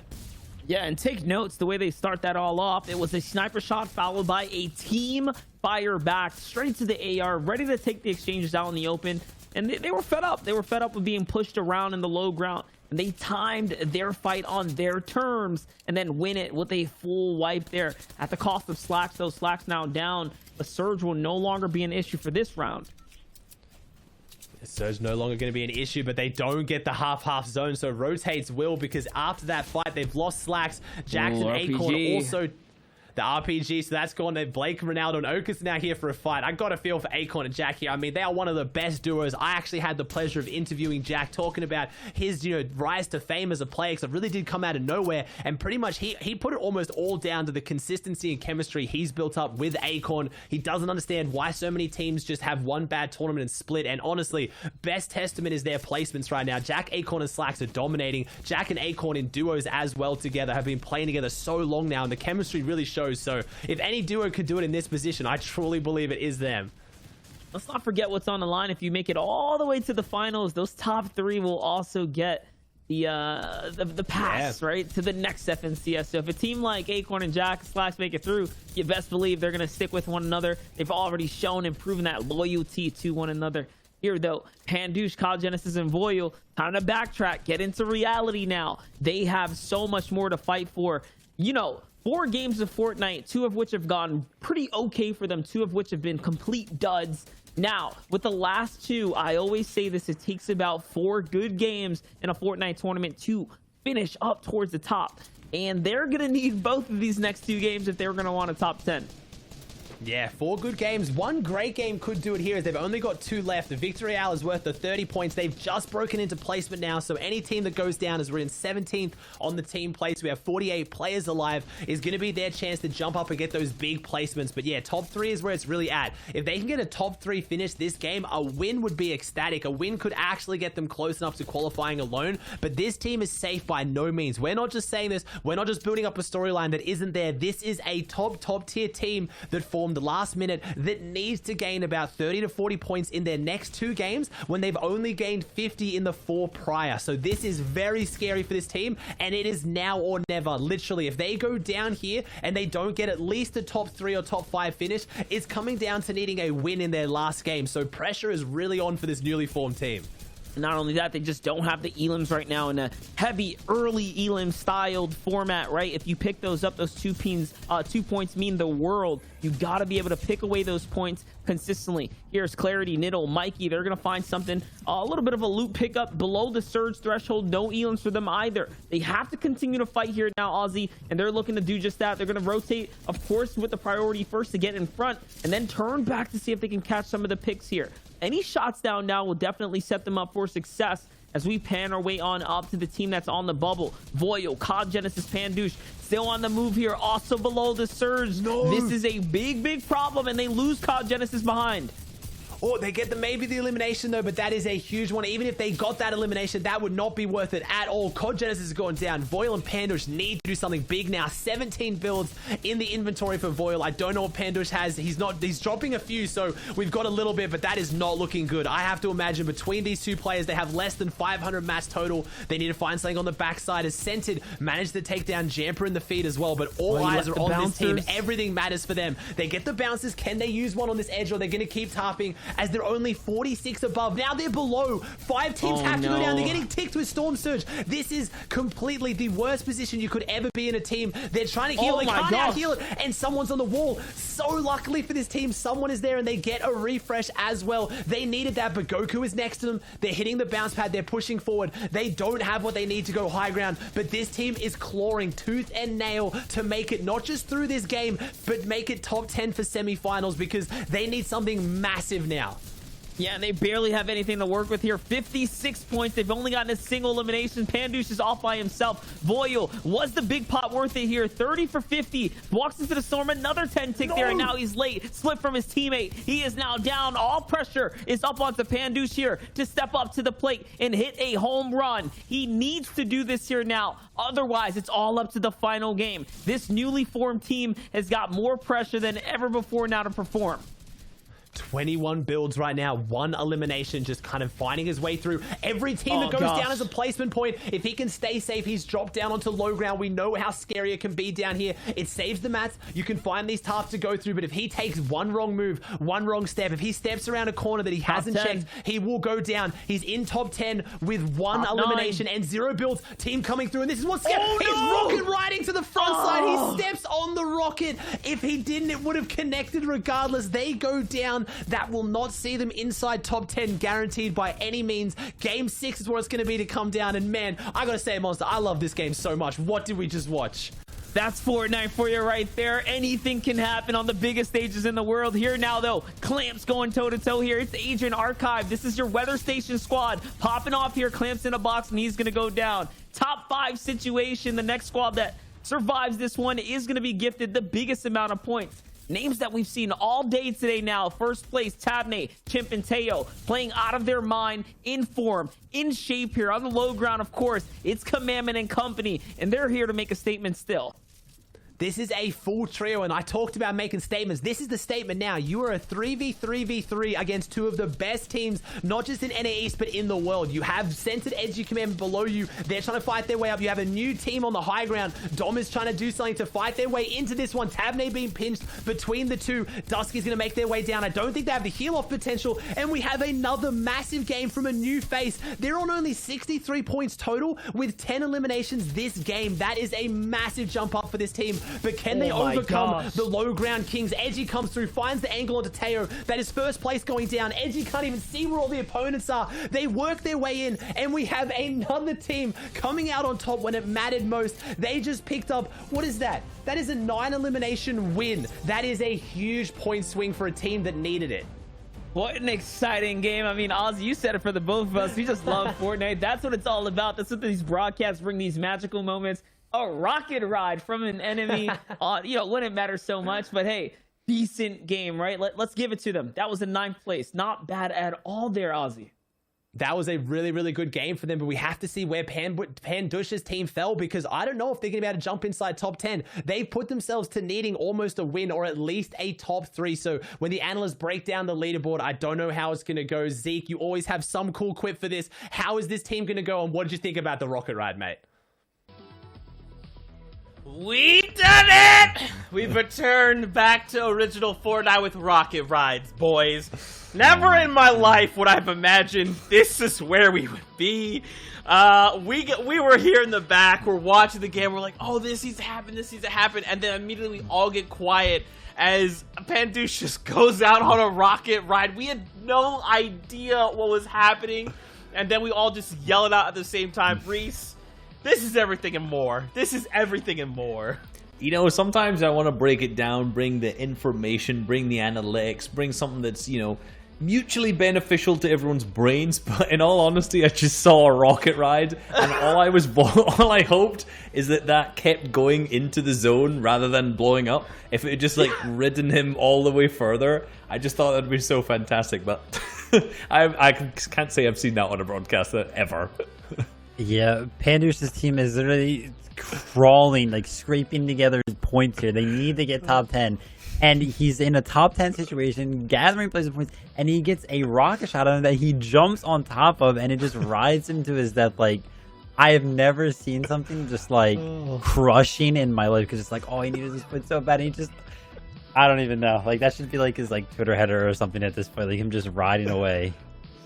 It's so hard, right? Because it's like you want to be mad, but you can't be, but you can. I don't even know, man. We got to see some of the highlights coming out of this game because we only have one game left. Take it away, boys.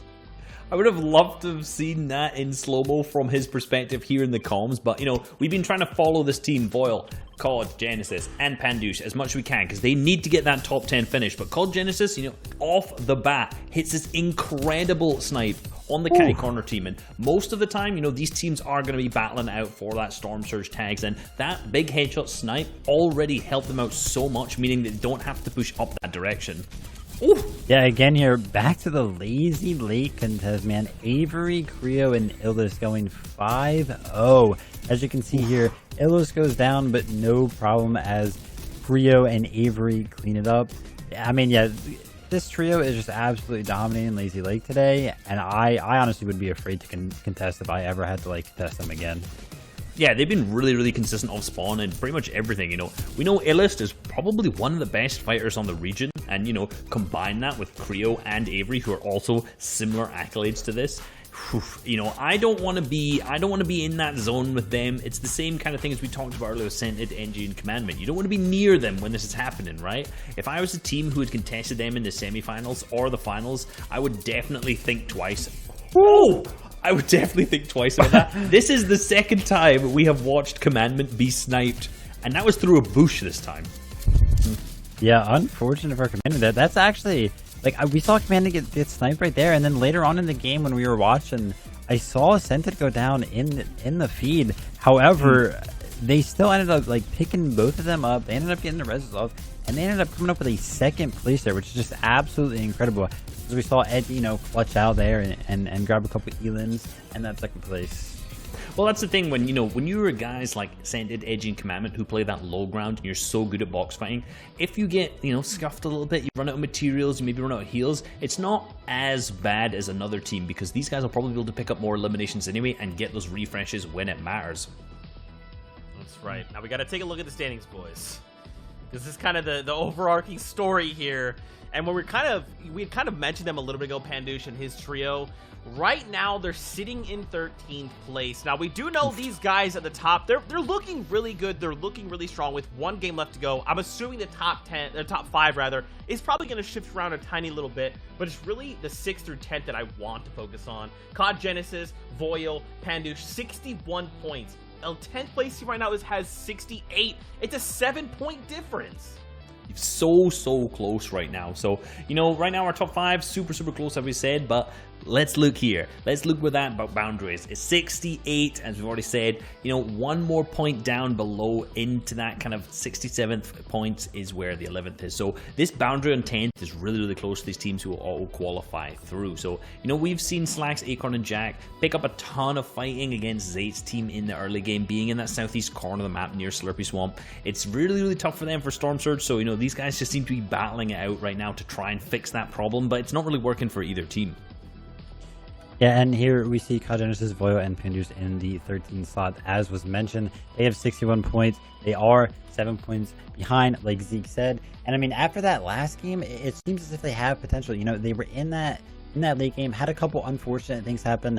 I'm feeling pretty confident for them as long as they can dodge those rockets.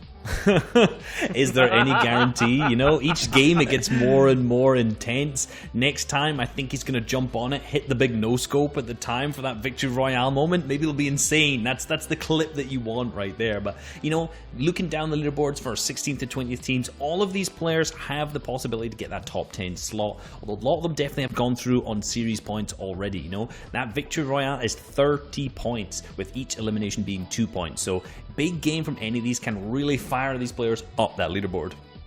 Yeah, and as we know, Genesis, Voyo, and Pindush, they have been screaming for a very long time. They've been in the scene for a very long time. They know how to play these games out. They have the experience. All they got to do is execute on it, and I'm sure they'll be able to secure that top 10.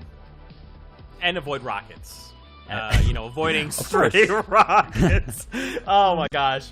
Fortnite fan, we hope you've enjoyed every single game so far, and this is it. We're jumping into our final game of NA East, where we will know the top 10 trios moving on to next week. Let's do this one last time. Strap in, grab the chug splashes, and let's get into the final game of the FNCS from NA East. It's been an explosive day of Fortnite competition. So many RPG action shots in play, and it's made this for an exciting cast. I don't think I've had this much fun casting Fortnite in quite some time, you know, on an explosive level, right? Like RPG actions, the craziness that Fortnite can bring on a competitive stage at times. Yeah, it's everything you want to see from competitive Fortnite. You have the new names, the up-and-comers on the top on 153 points, trying to celebrate them and showing off their victory, while also focusing on some of the old Vanguard, COD Genesis, Voil, and Pandush, who are on the bubble at the bottom. It's that big discrepancy between the teams that are in the sunlight, who can hold on to and have their big moment, and the teams that you have to know are feeling a little bit nervous right now, needing to perform. We talked about last week, top 10 was 84 points. So right now, we have Pandush's team on 61. They really need to have that big jump up to have a chance at this one. I mean, I don't know, 23 points, Monster, in your final game when you got 61 in the first 5. It's crunch time. Absolutely, it's crunch time here. NA East has had more Victory Royales from unnamed POIs than any other region. It could just be due to today's crazy come up of new players, names, and faces in particular just popping off. All these weekends have been so different. And now we see our Zervo, Dom, and Dusky, another squad that just pulls off a ridiculous W in those final instances.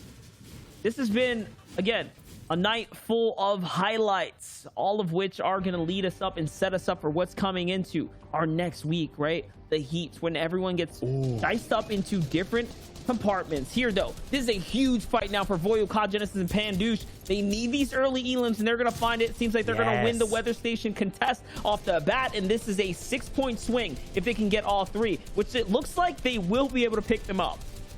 It's not just 6-point swing, it shows the confidence. What I want to see, COD Genesis, Voil, and Pandush. These are 3 phenomenal fighters. They know this area. They know how to play this. I think they've been playing a little bit scared, been playing a little bit too passive, like you talked about. Even when they make it endgame Monster, they don't have the elims to back it up in a format where elimination points are worth 2 points for an elimination. That's 15 eliminations for a win. That's actually very heavily elimination format heavy. So Voil needs to get these eliminations, needs to show that they have the ability to take these fights and the confidence to take them. They got to work their way in, and they got to close this one out, because that is 6 points. I don't want to call it too early. Almost 6 points on the board here for this, but it's Storm Surge and it's a confidence boost in their last game.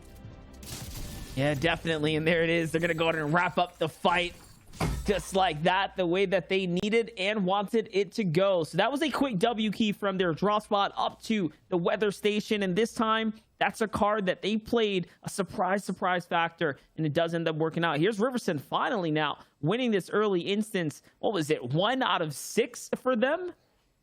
Yeah, I think that's 1 out of 6, which is, again, they won in the last one. I've got to give them credit. They didn't give up. They kept pushing through. They kept kind of figuring out what's going wrong, because you talked about it, Monster. They kind of lost in every fashion. When they had the high ground, when they had the low ground, when they had the loot advantage, when they had the disadvantage, nothing was going their way, but they pieced it together in game number 6. A little bit of pride saving, I guess, as we have another team going aggressive here. It's Scope, Tragics, and Haz, who are fighting XMB, Ved, and Leo. And now this is a fight that might look a little bit interesting. This positioning aptly named Zate's Hill for, you know, how popular Zate made it by landing here and rotating here for Storm Surge tags. I've seen this team fighting here time and time again, both of them wanting to claim this area for their own in that mid game. So even though they don't drop their early game on top of each other, they do usually make their way there, and it looks like that was a little bit of a pride battle, and unfortunately they went down there. Yeah, and it's funny because that was the same battle in week 1, same battle in week 2. They were going to that hill, fighting on that hill, and battling for it. And if it wasn't one squad there landing there first or getting there earlier than the other, either which way, they ended up taking the contest onto one another. So very interesting how we're seeing key locations, key landmarks being fought after, not just drop spots, but surge spots as well. That's just one of the few that I'm sure there's many other locations where teams are just bound to clash with one another. Yeah, and I've honestly got to put it out there as well. XMB, despite that team going down there, they're one of my dark horses to really perform here in this FNCS. I'd have to say they're probably one of the average youngest teams in this competition, with most of the players, I think, being 14 or below. Even XMB, the brains of the squad, not being older than 15. So they really are a young and up-and-coming team, and I'm so impressed with how well they perform. They have some of the most chaotic and intense comms I've ever heard in Endgame. A lot of the games being streamed by Ved and XMB, but honestly, they do so well with it, and they have their own style. So seeing them go down there was unfortunate, but they're going to be making it through into the semifinals, and I have really, really high hopes for the young squad. Yeah, definitely. And we'll, again, watch them and keep an eye out on them coming into that final heats, or into the heats and lead up here. Take a look, though, guys. If we start to settle in for things right now, here's a Colossal Coliseum, Jamper, Nosh, and Paper. They drop here. They had it uncontested all the way up until now, and finally the points are actually starting to show. 99 points here for Jamper, Nosh, and Paper. Think about this. The times that they had Colossal Coliseum before this, they were contested. They were having a very, very difficult time winning their drop, particularly which every single time they're contested, they get pushed out. They weren't winning their draw spots, but now we see what happens when a team can break loose and not have anyone on their heels. Jack Slacks and Acorn have the same issue. Slurpy Swamps may be uncontested for them, free to themselves, but what's happening is you have Zayt, Sav coming on in, rotating in with Slacks here, and putting all the pressure onto their trio. Slacks, Acorn, and Jack have been left to fend for themselves time and time again. This time around, though, they're trying to distance themselves. They're trying to break away here and not get hunted down like we saw in the previous round. So, you know, overall, pretty decent. Okay, now, though, it's hopping with Blake. Swinging around. Up towards the stealthy stronghold. Okis, Ronaldo, only 47 points. But don't you worry, guys. The consistency of their series points will be enough for go ahead and qualify them through to the final rounds of the heats next time, or into the next week. So we know they're one of the few trios that have been trying every single week. They have been trying every single week to try and, again, claw their way through. Oh, great shot there by Blake, and now things are going to really open up for his team. He's going to back up, though, opting to reload instead, and here it is. Ronaldo and Okis starting to hop on, push into the fight, and they do have that high ground control. Blake's going to go with a risky crossover, but it doesn't matter. They're distracted, too distracted down low to look up and actually take him over. Was the material count worth it to get to his teammates? We'll find out here shortly, as Sid, Ace, and Divine are getting pressured here. And now it's a back and forth. The gas can comes out, and it's going to force them all the way on down now. And you can see the flames taking its place here. And there you guys have it. It is just a back and forth situation now. Look at this, looking for any which angle here to go in and open up. Sid's going to get beamed down. No shields now. As Okis gets exchanged, but it's not going to be enough damage for them to go ahead and swing the fight. Instead, Ronaldo sees it as a confidence opportunity, and he hops in. He's looking for the box fight, looking for the exchange. Look, they're just forcing him down, layer after layer here now.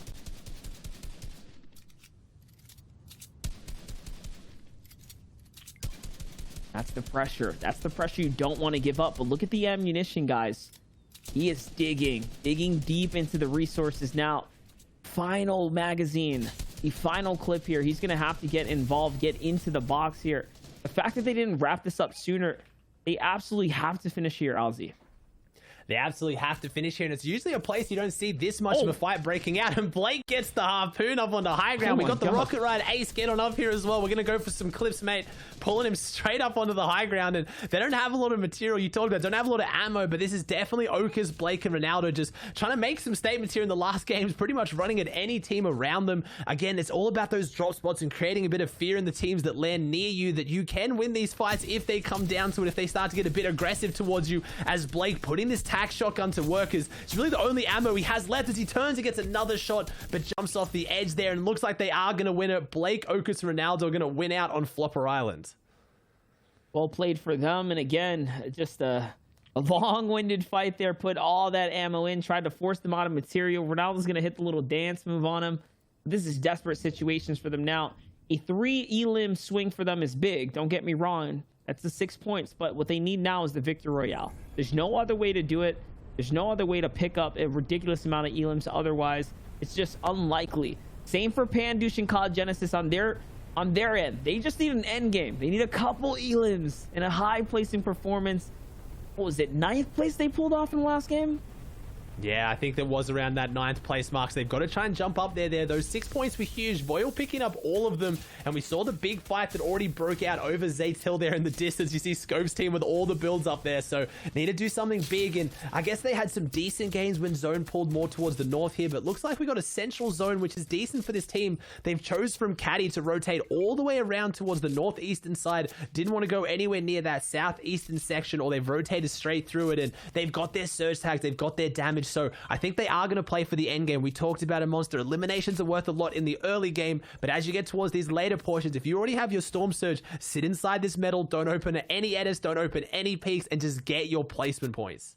Yeah, and honestly, stay away from other enemies that might be needing to do the opposite, right? Hop in, realizing that they didn't get the surge that they were looking for. Luckily, the team that was just nearby is going to back off, so they do have some room to play with. And that is Edgy Commandment on the other side there. There's Zate and Stretch right now. Saf in front, looking at a fight. Goku in front of him. Tries to get a rocket launcher in there. We talk about how they're using this rocket launcher a lot earlier now in these fights.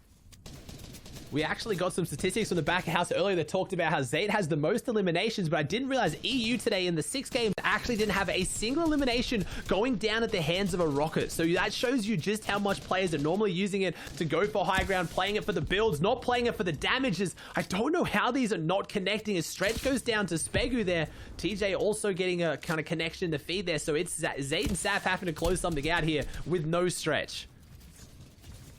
Yep, Stretch is down. The star duo have to work one another. 27 damage below the surge right now. They're the only team below. They're the only team now getting focused as well. Remember, that's a distinctive sound being triggered out to the rest of the lobby here. It's funny, Zate's always the one parading about, hey, if you're losing a surge, then you don't know what you're doing in the game. And he's the one guy, the one team that's below the surge. In the last game of all games, the final games, are more often than not people getting very active, and you know, they're loosening up the game style, the play style. There's more risk involved. They are actually below.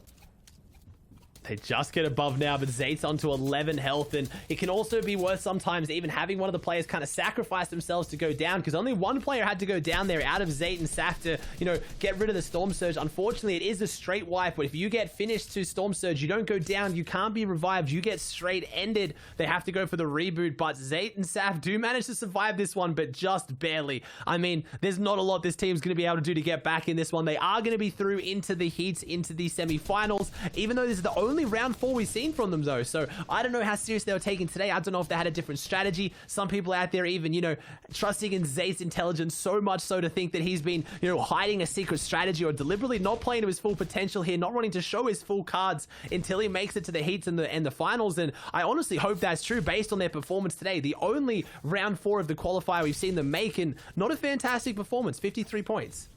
Yeah, no, a bit subpar for the likes of Saf, Zate, and of course Stretch here. Not where they want to be, but that's okay. They still will have more opportunities in front of them. And again, we talked about them. We put them on a pedestal to possibly, at the very least, walk away with the Victory Royale or a high ground position. Look up and we'll see them on hype, but they haven't managed to maintain or pull through in those end game instances. It just has been a bit rough for them. And now it takes you back. Now it makes it all make more sense. The fact that Acorn actually took out Zate in game 1, that must have felt real good now, looking at how long the battle between them have gone on round after round after round, all the way into the 6th and final game.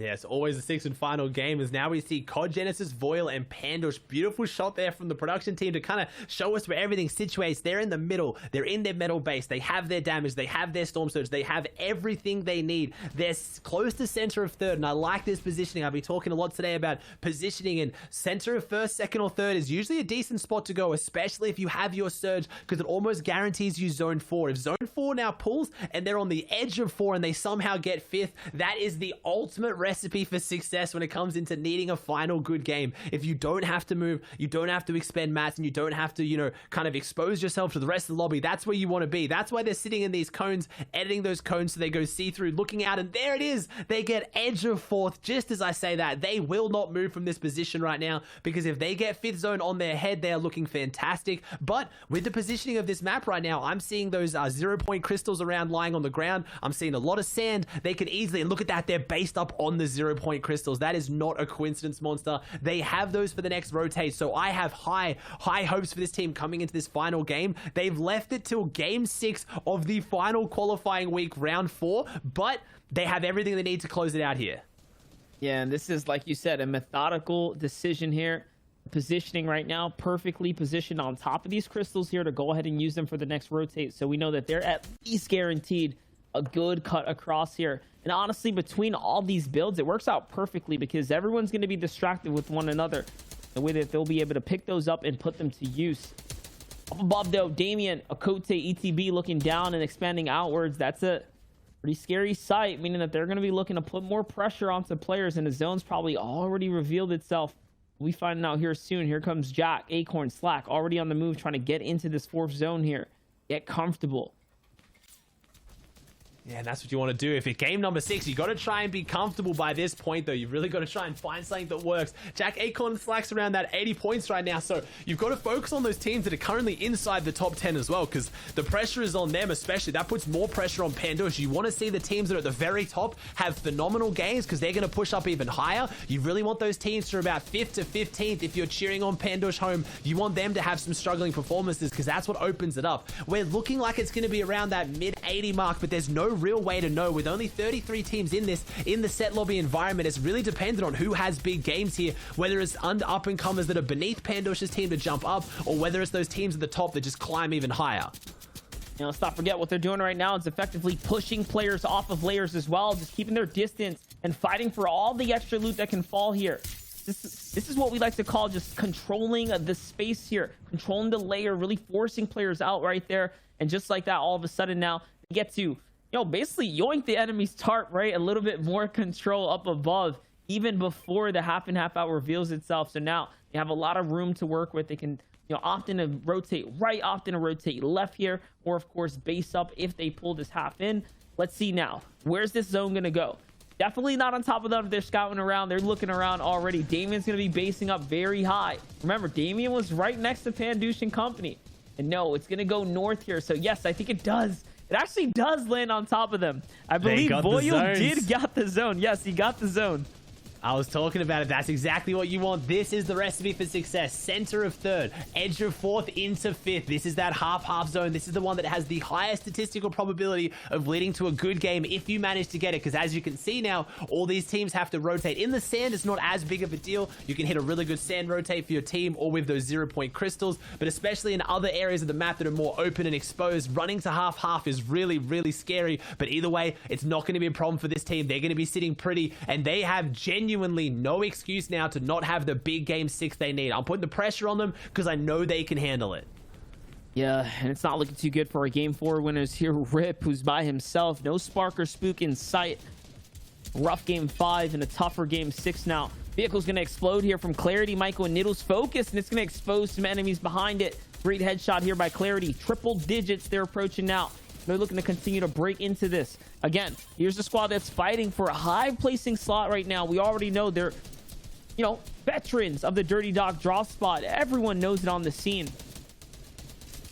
Commandment goes down, Jack goes down, and these are those teams that have the potential to really break apart the lobby and jump up at the top. They're doing big things. Commandment's team still in second place here. They have a potential to jump out and come out on first. That team, more than any other team, I believe in NA East or potentially the world, really doesn't lose once they get into that first place position. Luckily for Teo, Chimp, and Tabney, they went into the final game not in first, as I see Teo getting elimination in the feed as well as I talk about them. So really, again, you talked about it. Your community grinders, right, Monster, really proving that the time spent on the game can help. As I say that, though, Chim fallen to scoped. It might not be secure yet. I'd love to see them in first place, though. Yeah, but listen, 150 points coming into this. They've had nothing short of a phenomenal day. Yeah, literally 2 victory royales. Like we said, the first team to ever go back-to-back with it on these big stages. Take a look at this cheeky play right here. They're actually trying to bring this whole thing down. What is this? This is a big breakout. No, they're realizing it's a little bit too ambitious. They get zone. If they broke this out, they could have maybe gone for a. They could have maybe gone for a big first rotating zone 90 fest to get up on height, but unfortunately not breaking it out there. Too many builds. COD Genesis, Voil, and Pandush on the front side. I like this. All 3 together in the tub, back to back, and this is the scary part though. This is where the nerves start to kick in. You talked about a Monster, cold feet. You want to avoid it. They're 3 players that have been in positions like this before, but I don't know whether it's literally come down to a game where they need to secure like a top 3, otherwise they are not even making semi-finals. Those players are all very well and truly good enough to be grand finals, let alone semi-final players. And they get height! They're on high ground. Ooh. I don't know how they've taken this, but they have taken high ground. This is exactly what we saw yesterday over on OCE Monster. Way. Literally, scarily the same. Like, this is eerily familiar. They went into game number 6 needing a win or a solid performance for a team that had to get top 10 of 3 top-tier players that reformed in the last week, and they did just that. They took the high ground. Jarlan, Zoram, and Squeaks managed to take out that win. Ken, Pandush, COD Genesis, and Voil do it. They're setting up every single way they need to, though. They're playing this high ground very, very well. Listen, Shia and Reese are talking about mirror zones. We're talking about mirror end games, mirror days, mirror storylines now for the competitive players here. Will we see these newly formed trios qual their way all the way through at this point? At this point in time, it might just be time to call it quits if you're not on high ground, because it looks like they will be able to firepower their way through. All they have to do is maintain sight lines on everyone. Don't let anyone steal away your golden opportunity. Half in, half out. Front side rotates, high ground take. This is so perfect. This is like the Cinderella story for the team. 83 points now, 8 eliminations, 1 step closer here. And then the zone is pulling up the mountain. Everyone has to funnel up into them, but no, zone goes back. That makes things a little bit more difficult. They can still keep picking up these eliminations, but all these teams beneath them now get to go back through those builds. They get to stay a little bit safer, but it also means Voil, Voil, I'm so used to saying this, they played together for so long. Voil's team needs to stay on the high ground. They have the floppers though, so they could potentially win the heal off if it comes down to it. We talked about how high ground doesn't normally get the eliminations, Monster, but they don't need them. A top 3 would 100% secure this. I think they just broke the mid to high 80s. They should be safe here, but a win would just be the icing on the cake, proving with that statement that, look, we only just made it, but we did it with a big win at the very end, as Slax is doing big things down here in the mid ground. Acorn goes down as the swing. He gets 93 points. That team's going to be top 10 as well, but what can Slax do to try and jump up even further?